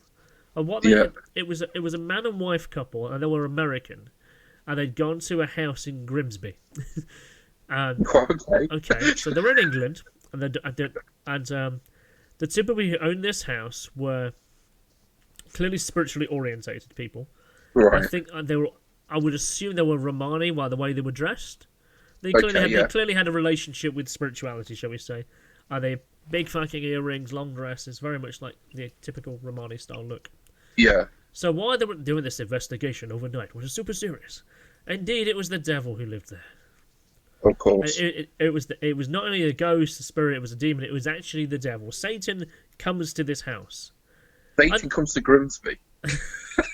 And when they did the we're going to show these people who live here the evidence, and they were like, and they showed us some fucking clips of some orbs and whatever, and some sounds, and this thing said Satan on their little voice box thing, and it was a case of, see you later guys, are you happy with that? And I was like, if this was fucking real, you've just told two people who have spiritual senses that the devil, the physical, the demonic equivalent of God is in their house. And it wants to kill them, it wants to give them suicidal thoughts, it wants to send them down a very dark path, it wants to capture their soul for all eternity, and you're going, see you later guys. What kind of fucking message is that? In any logistic, even if you take it that everyone's spiritual, that is real, that is what you've told this family is happening in their house, and you are the experts. You are the doctors who know everything about this particular field, and this is what you have told this family is going on here. The devil is actually here, and you're going to leave them to it. I know. I just thought, how fucking irresponsible. Yeah, you've gone and collected the information you wanted, and then you're going to leave them to live with the consequences. I know. I was just. I couldn't describe how I felt. I was just like, how the fuck can you do that? You've just used them. You've used those people. If it was real at all, you've used them, scared them to death, stirred up whatever's there, and then you've just left them to the consequences after you've got what you wanted. It seems you've used them. Yeah. And I was just like, what is... And, I mean, you and I really ought to do like a watch through of some... We literally ought to grab maybe an episode of every ghost show. We should definitely we should do get that. An episode of every ghost show and literally just do a watch along. Yeah, yeah, definitely. Because I've seen some of those on. Oh, what was it? I think it was Body Piercing. I was watching one, and it was a guy on YouTube that basically is a piercer, and it was all these videos of people doing it at home, and then he'd stop the video and be like, "No, what are you doing?" And I thought, yeah, actually, that would be cool if we did a paranormal one. And as soon as they said, this is how we capture ghosts in our little ghost trap, or, you know, we could actually pause it and go, hang on a minute, come on, what's this? We've got to do this. This would be great. This would be great. There's a few ghost shows that need that. And there's this particular guy. There are. I don't know what the fuck his name is. It's not Zach Baggins or whatever his name is. There's another guy. and he was on a show called, was it Haunted Towns or something, and he basically is this. There's him and one guy, and they appear to be like traveling around America in the back of an RV, and they're going to like various locations, and they both believe in portals, and it's all they spoke about. There's a portal here; it's coming out now. There's someone who came through the portal and came back in again. It's like, what the fuck? And they were going to this ghost expert every month, every episode, and he would give them a new piece of equipment to test. Right. Oh, that he sold on his site, and it was just advertising for his stuff. yeah. And like the second he had a black hole detector, and I was like, no, a black hole detector. Okay. So science is still trying to grasp what a black hole actually is, but he's got a little detector himself. It's about the size of a shotgun. A black hole. Fuck me. I'm surprised it didn't have proton colliders and an ectotrap. It hurts, man. Well, the ectotrap. It's crazy. Extreme it's Ghost absolutely Hunting. crazy. I saw a show called Extreme Ghost Hunting. They had the trap literally out of Ghostbusters trap, and it was just, it was like a fish tank, right? It was on the floor, and it had a rock in. That they believed they could contain the ghost in a rock that was wrapped into these electrical wires, and they somehow guided the ghost to be above this water tank, this fish tank, like a standard 2x1 foot fish tank. And they somehow I've got to see that. They got the ghost inside the rock, put the rock in the water, then electrified the water to nullify the ghost. That level of pseudoscience just makes my portal twitch. I can't. It's just a gimmick, isn't it? People will believe it because, hey, it sounds like science. That might work. Oh. Just yesterday. Shocking. You know when you say that, just like science. So yesterday, I was on Facebook, and this person posted on a group that they got. Oh, what the fuck was it? They got a picture of a black orb. That was it, and they wanted to know what this black orb was. And this expert replied that the only reason the orb is black is because there is an evil entity in the room that is blocking photons from reaching your eye. So therefore they can tell that it's evil, and it is from the black quantum level. And I'm like, you fucking what? Where did they make this stuff and up from? I had to reply, and I thought, you're trying to sound scientific, like Sharon A. Hall's book, rather. It doesn't make it real. Whatever. You should look at the photographic. Look at your camera instruction manual to see how orbs are caused. And then this whole rant of messages from the guy who posted that. You don't know what you're talking about. Will. I've done the same. There was one I saw, and I felt I had to comment about orbs. And I actually posted some videos of a guy debunking orbs. I wish I'd have kept the link, actually.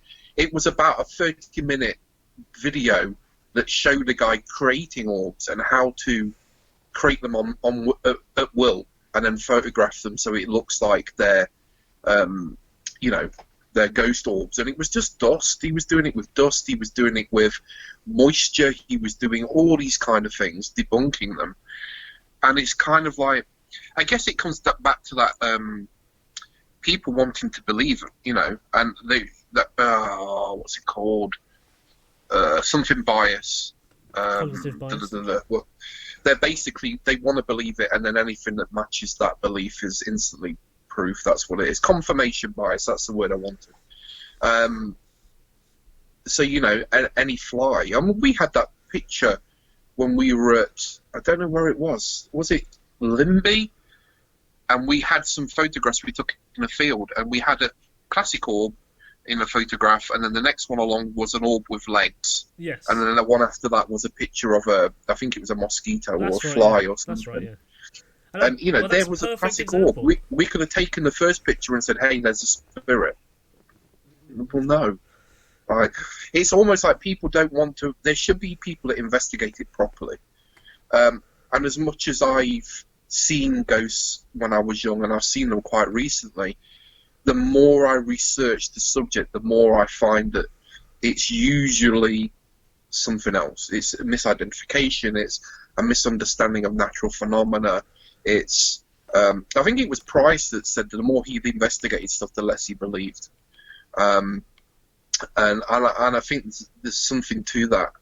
But people don't want to investigate stuff properly. They want to confirm their bias. They want to turn up. They want to, even if they genuinely want to help the people, how are you helping them if you go investigate, get EVPs, and then disappear, and the family's left with no resolution? They've still got to live with that. I think I saw one where they were telling a family it was demonic, and then they had kids in one of the rooms who was a 13-year-old girl, and then they were just left. And it's like, well, you just told that girl, the 13-year-old girl, there's a demon in her room, and you've left. You've not done any kind of closure, clearance, but you've got your information and just left them to it. Because what is the resolution? Is there a counselling resolution where you can take these people? Well, you'd assume that if, I don't know, I guess it took what kind of view you were. If you were a psychic kind of group, that you would go there, and if something was there, you might open a light or a portal and cross that spirit over. How a scientific group would do that, I guess I don't know. They wouldn't. They'd have to get a fish tank and a rock and some lights and trap it. But I guess at the end of the day, it's down to what they want. If you want proof, if you want research material, great. But what are you going to do to help that family? Yeah. And if that family wants that spook gone, I think you have to go with a non-scientific, if that's even the real word, approach, and you would have to do some kind of clearing when you cross that spirit over, that maybe then it wouldn't be trapped. I guess it just depends on where your beliefs lie. But even that, though, is that nothing more than, say, a pseudo effect? It's like, oh, you've now seen the closure, now the activity stops. Because you perhaps just misunderstanding things that were there. So is it more of a case of a pseudo placebo ritual? Almost? Yeah, placebo ritual. Yeah, almost. I mean, I've seen a lot of shows where they bring someone in, they say some prayers, they do a clearing, and then things get better for a week or so. And I think that better is just placebo. Yeah. And then it carries on. And I guess it's tough. It really is tough. You've got experts in a field that isn't even really a field, so I don't know how you can actually be an expert. How are you an expert on demons? That pre-assumes that demons exist. Yes. And it's laughable. It really is. If you're trying to take a scientific approach and you're looking for research material, great. But how are you helping the family? If you get a bunch of EVPs and disappear, that's not helping the family. You've got to try and work out what it is the family's suffering with, coping with, and then find some real-world thing for them, like whether it's therapy, whether it's psychotherapist, whether it's getting someone in who's an expert in that field and explaining, look, this is what's really happening, rather than telling them it's a demon and then just disappearing. Yeah. I think there's an emotional scar that's being left there. It's disgusting. Yeah. And how are they investigating the people? What happens if that's someone who's suffering with some kind of schizophrenia or some kind of mental issue? You then tell them there's a demon in their bedroom and then disappear. You validated that for them. They're going to go out and do some whatever. Yeah, God knows what happens. I mean, where's the responsibility of the investigators there? Hey, we've got an EVP, we're off. I had an epiphany once, if that's the right word. I was at a house, and I was invited there by an investigator light, shall we say, and their couple of friends, and they were at this house. And I can remember walking around this house, and they were saying they heard some stuff in the kid's bedroom, they heard some stuff in the master bedroom upstairs. I can remember going to this kid's bedroom, and I stood there. I closed the door, and I was like, imagine. And they said that story came to me. I said, imagine if they said that there's something happened in here to their daughter, and an investigator was accused of that. What's the defence? There isn't one. Yep. And what if there was someone they'd planned? Oh, I've got some ghosts in my house. Could you come and investigate it? And they turn out to be a schizophrenic, and they go and kill their people, or it's intended murderer. And in that moment, I closed that door. I just felt all that vulnerability and going, this is just wrong. Yeah. And I haven't done it since, apart from when we did with you guys. But I just Yeah. did not. I felt so vulnerable to what could be accused of, what could be stated. And we're talking like Exactly. 2013, 14 that happened. And I Yeah. can just remember standing there going, if they said they had a kid in here and the kid said something, or that someone's touching me or whatever, or someone's hurting me, and then who's going to stop you getting arrested? Who's going to? You're really opening yourself up to a lot of stuff. And like I say, the danger that a person puts themselves in because they want to be a ghost hunter. You can go into the fucking woods and it's basically a bunch of guys in there who want to, I don't know, attack white guys. You know, you've seen that stuff in the news. They'll just happily draw people out. My thought of it is, okay, you're a ghost hunter. What are you going to do when you find it? Yeah. Like, if you're hunting deer, and you're a hunter and you go hunting deer, you find a deer, you trap the deer, you shoot the deer, you take it home. What are you going to do with a ghost? When you're a ghost hunter, what are you going to do with it? What is it you're trying to do? If you're trying to find material to explain the belief that there's life after death, great. But how's that helping the family? If you're a spiritually minded person, maybe you're a religiously like rabbi or, you know, someone from an Islamic church, and you're going to help an Islamic family with a situation, that's something else. Where do you fit in between those two poles, and what are you going to do to help the family? Because I guess at the end of the day, they're contacting you because they're at their wits' end. Yeah. And they want some real world, you know, their kid or whatever is suffering. They're losing sleep. They're having trouble working the next day. Where's the real world solution? These ghost groups aren't going to give them that, especially if they're just doing it for TV. It's crazy. Or YouTube or a Twitch channel or whatever. It's awful. I don't like that idea anymore. That's all. I don't think people should be putting themselves in that position. And like you say, you open yourself up to to liable and to lawsuits and all kinds of stuff because you've got no protection there. No. You know, you're in a bedroom with a kid doing an EVP session. That kid could say anything. You've constantly got to think about, okay, am I protected here? Is there a witness? Is there someone with me?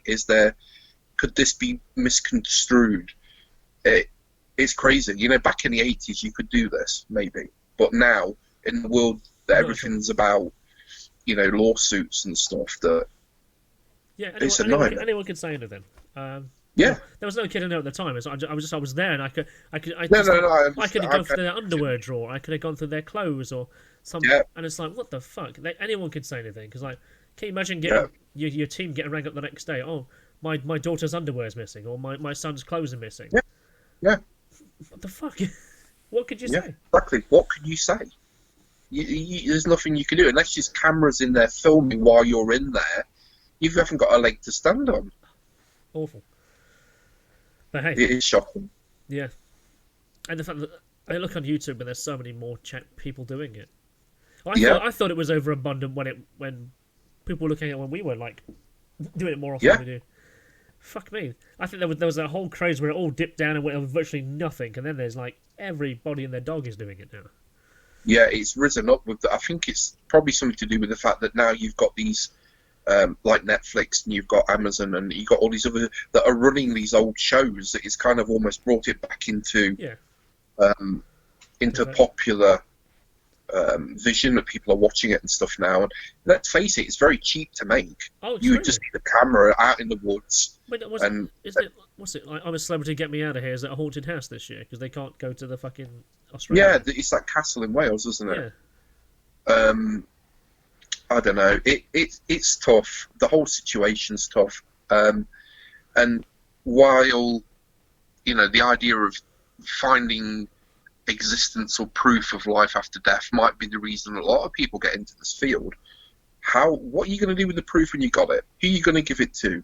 Who are you going to make believe it? What are you going to do when you find it? At the end of the day, I guess it just depends, you know, your motivations for getting involved in it and what you're doing. You yourself might have been okay, I've heard a ghost on a tape recorder. I've got proof of the afterlife. You go and talk to someone who wasn't there in this situation. I've got the sound of the afterlife. Well, who else was there? Well, can you prove that? No. Well, you've just got a sound on a tape recorder. I mean, shit. That isn't proof. What are you on about? you know, for the people that don't want to believe, no amount of evidence is going to be enough. I mean, you could have a video conversation with a ghost caught on video in front of you and they wouldn't believe it. Like, it's come to that point now with the stuff you can do with Photoshop and video editing. Even if you had photographs, you couldn't prove it. Like, there's no, what's the end game? That's kind of how my mindset is now. Is like, yeah, you want to go and find this information and evidence and record stuff, but what are you going to do when you've got it? If you're just trying to convince yourself, do you need to go and get another family involved? Do you need to, you know, it's made me think of things. I mean, I got interested in this field because I was seeing stuff as a kid. And as you get into adulthood, you're like, well, maybe it was this and maybe it was that, and you try and rationalize stuff. And I've seen stuff as recently as about a year ago, but you constantly have got to be questioning yourself and go, okay, is it this? Is it that? Because otherwise you're going to believe any old shit, and you're going to set yourself up for, you know, you're going to be deluding yourself. So I wanted to get evidence of, okay, is there stuff out there, or is this all just shit I'm seeing? But, you know, I have to ask myself, well, what am I going to do when I find that evidence? Who am I going to convince with it? There's not going to be one thing that empirically convinces mainstream science this stuff is real. It's not. It doesn't exist. No amount of proof could do that. No, unless a figure was to appear like in a public space where everyone is at, and the first thing everyone would go is like, "Oh, it's a publicity stunt." Yeah, it's a publicity stunt. They've used a hologram. There's always going to be. I mean, what they've done. I think it was for one of the Paranormal Activity movies. I can't remember which one it was, but there was a place in New York where they set up speakers above this, I think it was above the theatres that were playing the movie, and they were using focused infrasound to play bits of the movie in advertisement for the movie. So you'd walk through this particular area and you would hear moans and howl, ooh, and spooky stuff, Right. and then you would walk out of that zone and it would stop, and it was all a publicity stunt for them. When you can get the tech to that level, how would you ever know You wouldn't. it was a real ghost? Or, you know, how many people are having stuff beamed at their house? Yeah. You know, the amount of Wi-Fi toxicity we have, you know, Bluetooth items around us and Wi-Fi and routers and stuff, the sea of EMF that we sit in daily, how do we know anything a ghost? You know, it's... Look at that house in Westwood where the amount of EMF coming off the back of their old CC TV. Oh, man. It was... in the middle of the room. Yeah. Yeah.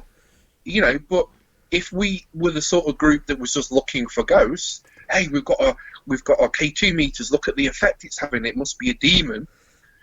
No, it's just a poorly shielded TV. You know, it's... And I think in the end, when we said, open your windows more, you know, turn your fan heater off at night, remove those energy-saving light bulbs from the side of your bed. Oh, imagine 5 of them. 2 at the back end, Yeah. 2 at the end, and one Yeah, above right. what's hanging Sat really between low. the temporal lobes when she slept. And I'm sure she was like, oh, it feels like a changed room. But that was totally environmental. Yes, But how many groups could do that? They would be looking for proof of a ghost. yeah, you're right. They'll be sat there with EVP recorders and all that kind of stuff. Then there was that And whole what was the mirror other that was group? looking They said, down oh, the we had corridor. video of the ball bouncing down the stairs, the marbles, and we never saw that. No. Where was that proof? Why weren't we given access to that? I saw someone who was mentally ill, self-medicating on, I believe it was morphine, in a toxic soup of EMF, where when you make some sensible ideas and suggestions of what she could change, she was given resolution. Great. She was given resolution, that's the point. But if it's a real haunting, what resolution do you give the family? You've then got to go, well, they're Catholics, so we need to get someone in to exercise the house. At least we could give her something where she was like, those guys came, they did an investigation, and they gave me some ideas, and now it feels better. Cool, brilliant. I'd do that every day. Yeah, if I could help people. That's right, absolutely. I just saw the clock down there, man. Do you know, we've been talking about 2 hours, dude. Wow. 2 hours, 2 hours, 6 minutes, 45.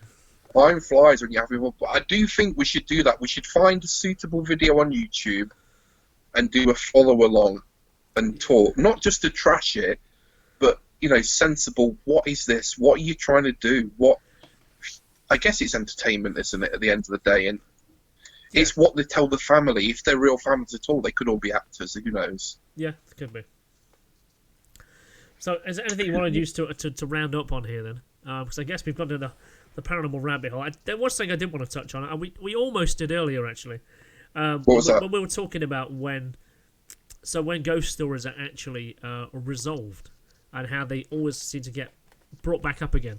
And I had a particular example of a supernatural case that is always brought back up, and it's the story of Flight 17, the 5 bombers off Fort Lauderdale that got lost in the Bermuda Triangle. Right. And then I saw it even today. There's a new documentary. And what happened to them? I was like, but they found them. They found them in 2003. The Discovery Channel did a whole documentary about it. They found all 5 bombers, exactly where they mathematically worked out they wished they'd be. They ran out of fuel. He didn't trust his instruments at the time. He thought he was in a different place to what he was, and he followed a flight path. It was solved. And then they're going, oh, the Bermuda Triangle took these 5... And then a rescue craft afterwards, and I'm going, why are they doing that? Stop it. Done. It's over. The mystery is solved. There's thousands of planes that travel daily, probably not so much with the COVID now, through that area. And, if it was like this demonic portal thing, you'd think there'd be news reports every day of planes dropping out of the sky. And the fact is, like you say, it was debunked. I heard one that... Well, they didn't debunk it. They found the 5 planes. What happened? Yeah. Weather conditions and something to do with thermals that caused some of the aircraft to crash. But in this case, if they found the planes, that's what's happened. They've crashed. Yeah, they run out of fuel.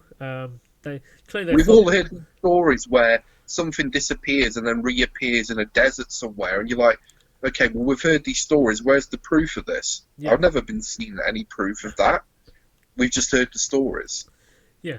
The stories are what stick around, aren't they? So, yeah. In this case, 5 planes went down and they're at the bottom of the sea. Yep. Problem solved. Yep. There's no phenomena. They were missing for more than 50 years, or 60 years actually.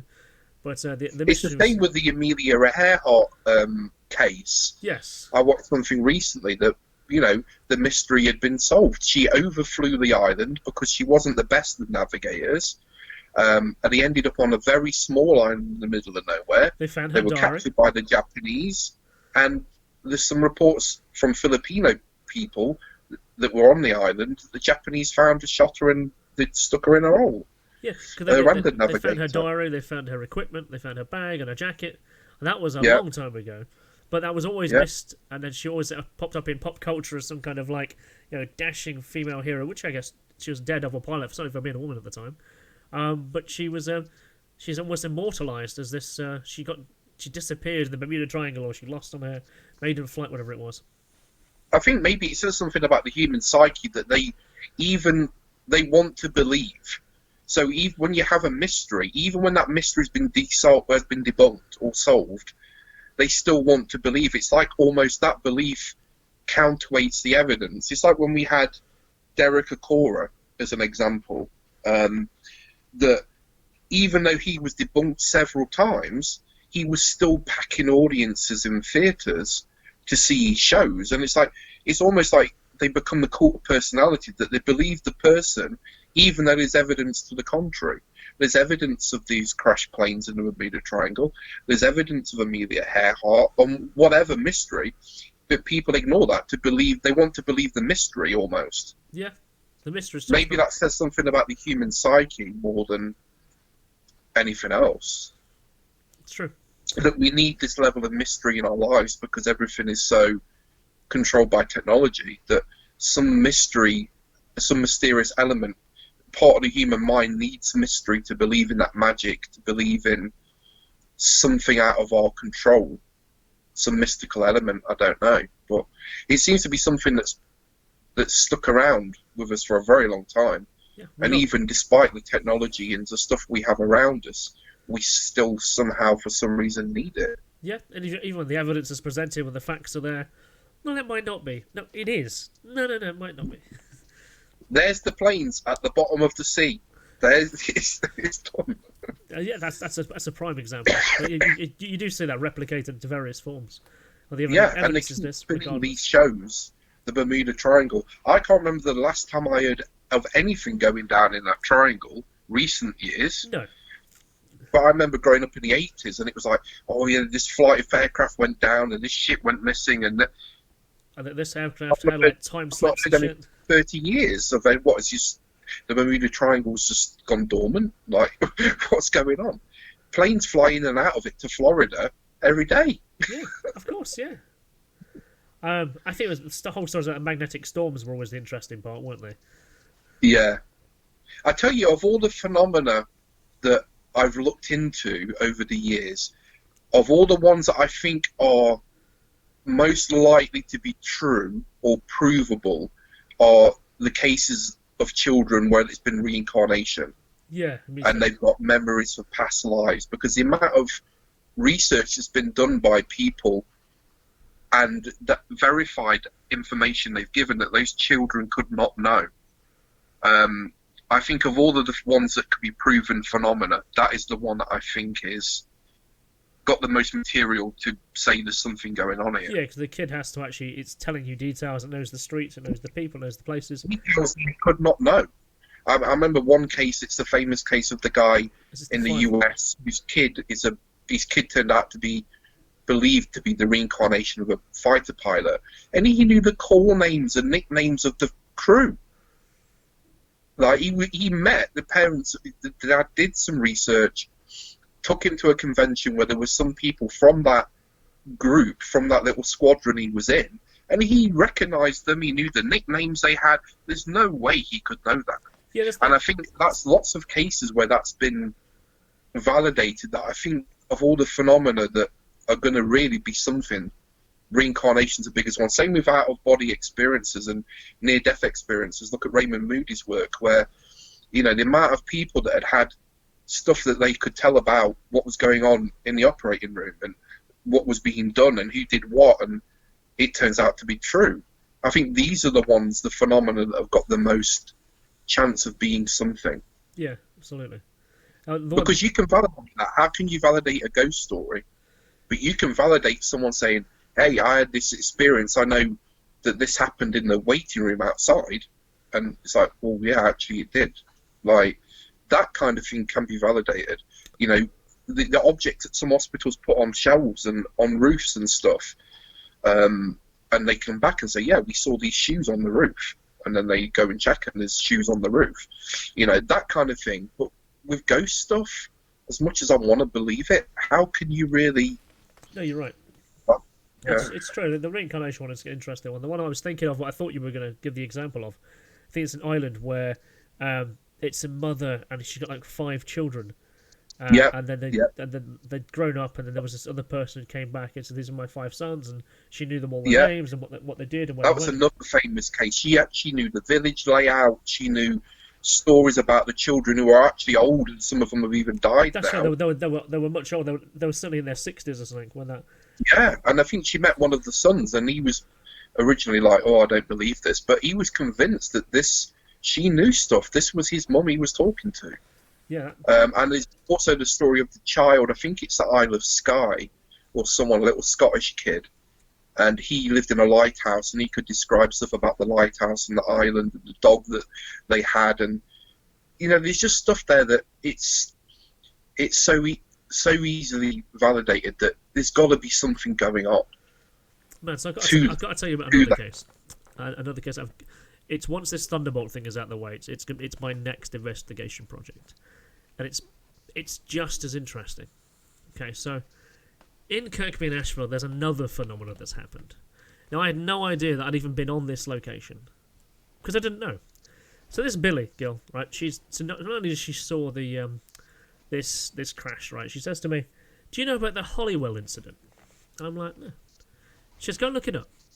So it turns out there's this field in Holywell, where in 1972 and 1974, there's a national get-together of brass bands, marching bands. Okay, right. But there were kids, like scout kind of kids, right, brownies or whatever. So they would all, every year for like 30 years, would all meet in this one field, and they would do a kind of a national competition, show off. They all passed out. What? on this field, right? So all these kids pass out. We're talking maybe like more than 300 kids. All the adults did. Horses, dogs, all collapsed. Horses? All collapsed. Passed out. Wow. So, I was stood on that field like 2 weeks ago. Didn't even fucking know. That's crazy. And what do they think it was? Hysteria is the official statement. Right. Not a mass abduction. Which is So my this got massive national press as well. Wow. Massive national press. Not even like. I mean, I can understand a small group of people having a shared hysteria moment, but horses? Horses, Dogs? dogs, that's it. The entire people all collapsed. I don't buy that for a second. Yeah, so Michael. I don't know what it was. I've got no idea what it was. Me neither. But I don't buy that. So yeah, it was on Michael Aspel's Strange But True as well. I found. I used to love that series as well. Yeah, I found the episode the other day on YouTube, and I was like, oh my god. I love those Timeslip stories as well. That's another big favourite of mine, is what is going on in those situations. Like the famous story of the guy in Liverpool who's running away from a security guard, runs down the street, and then boom, he's back in time. The guard says he disappeared, didn't know where he went, and then they're amazing. What is going on with these Timeslip stories? These are the things that really interest me now. I'm moving away from the ghost stuff, not because I don't believe it, but what are you going to do with that evidence? There's nothing you can do. There's no end game. No, whereas, if you investigate, a case like you're doing with Kirby Nashfield, you can follow that. You can meet the witnesses. You can get the information. There's stuff you can do with it. That's the sort of thing. Timeslips and reincarnation are the things that I'm into at the moment. Yeah. Because the ghost stuff, you can only go so far. And like you say, you run into a whole minefield of legal implications. Yeah, and just personal implications. What you put yourself into. It's terrible. Yeah. So yeah. Do you need to go? Was that your cue? No, that was the missus going. Oh, wait, got some food here. I've just come in. You've been on there for far too long. So, I got speaking to some guys from Denmark tonight. So, all right, yeah. So go do what you've got to do. I've loved it. It's been a great chat. But we definitely should do the watch along. Yes, absolutely, man. So, is there any? If you want people to catch up with you, what's the best place people can find out what you're all about? Oh, I'm all about. Well, probably Facebook is where my art. I've got a dedicated Facebook page for my art, which is SM Creative, or myself on Facebook to find out more about me. A lot of stuff on there.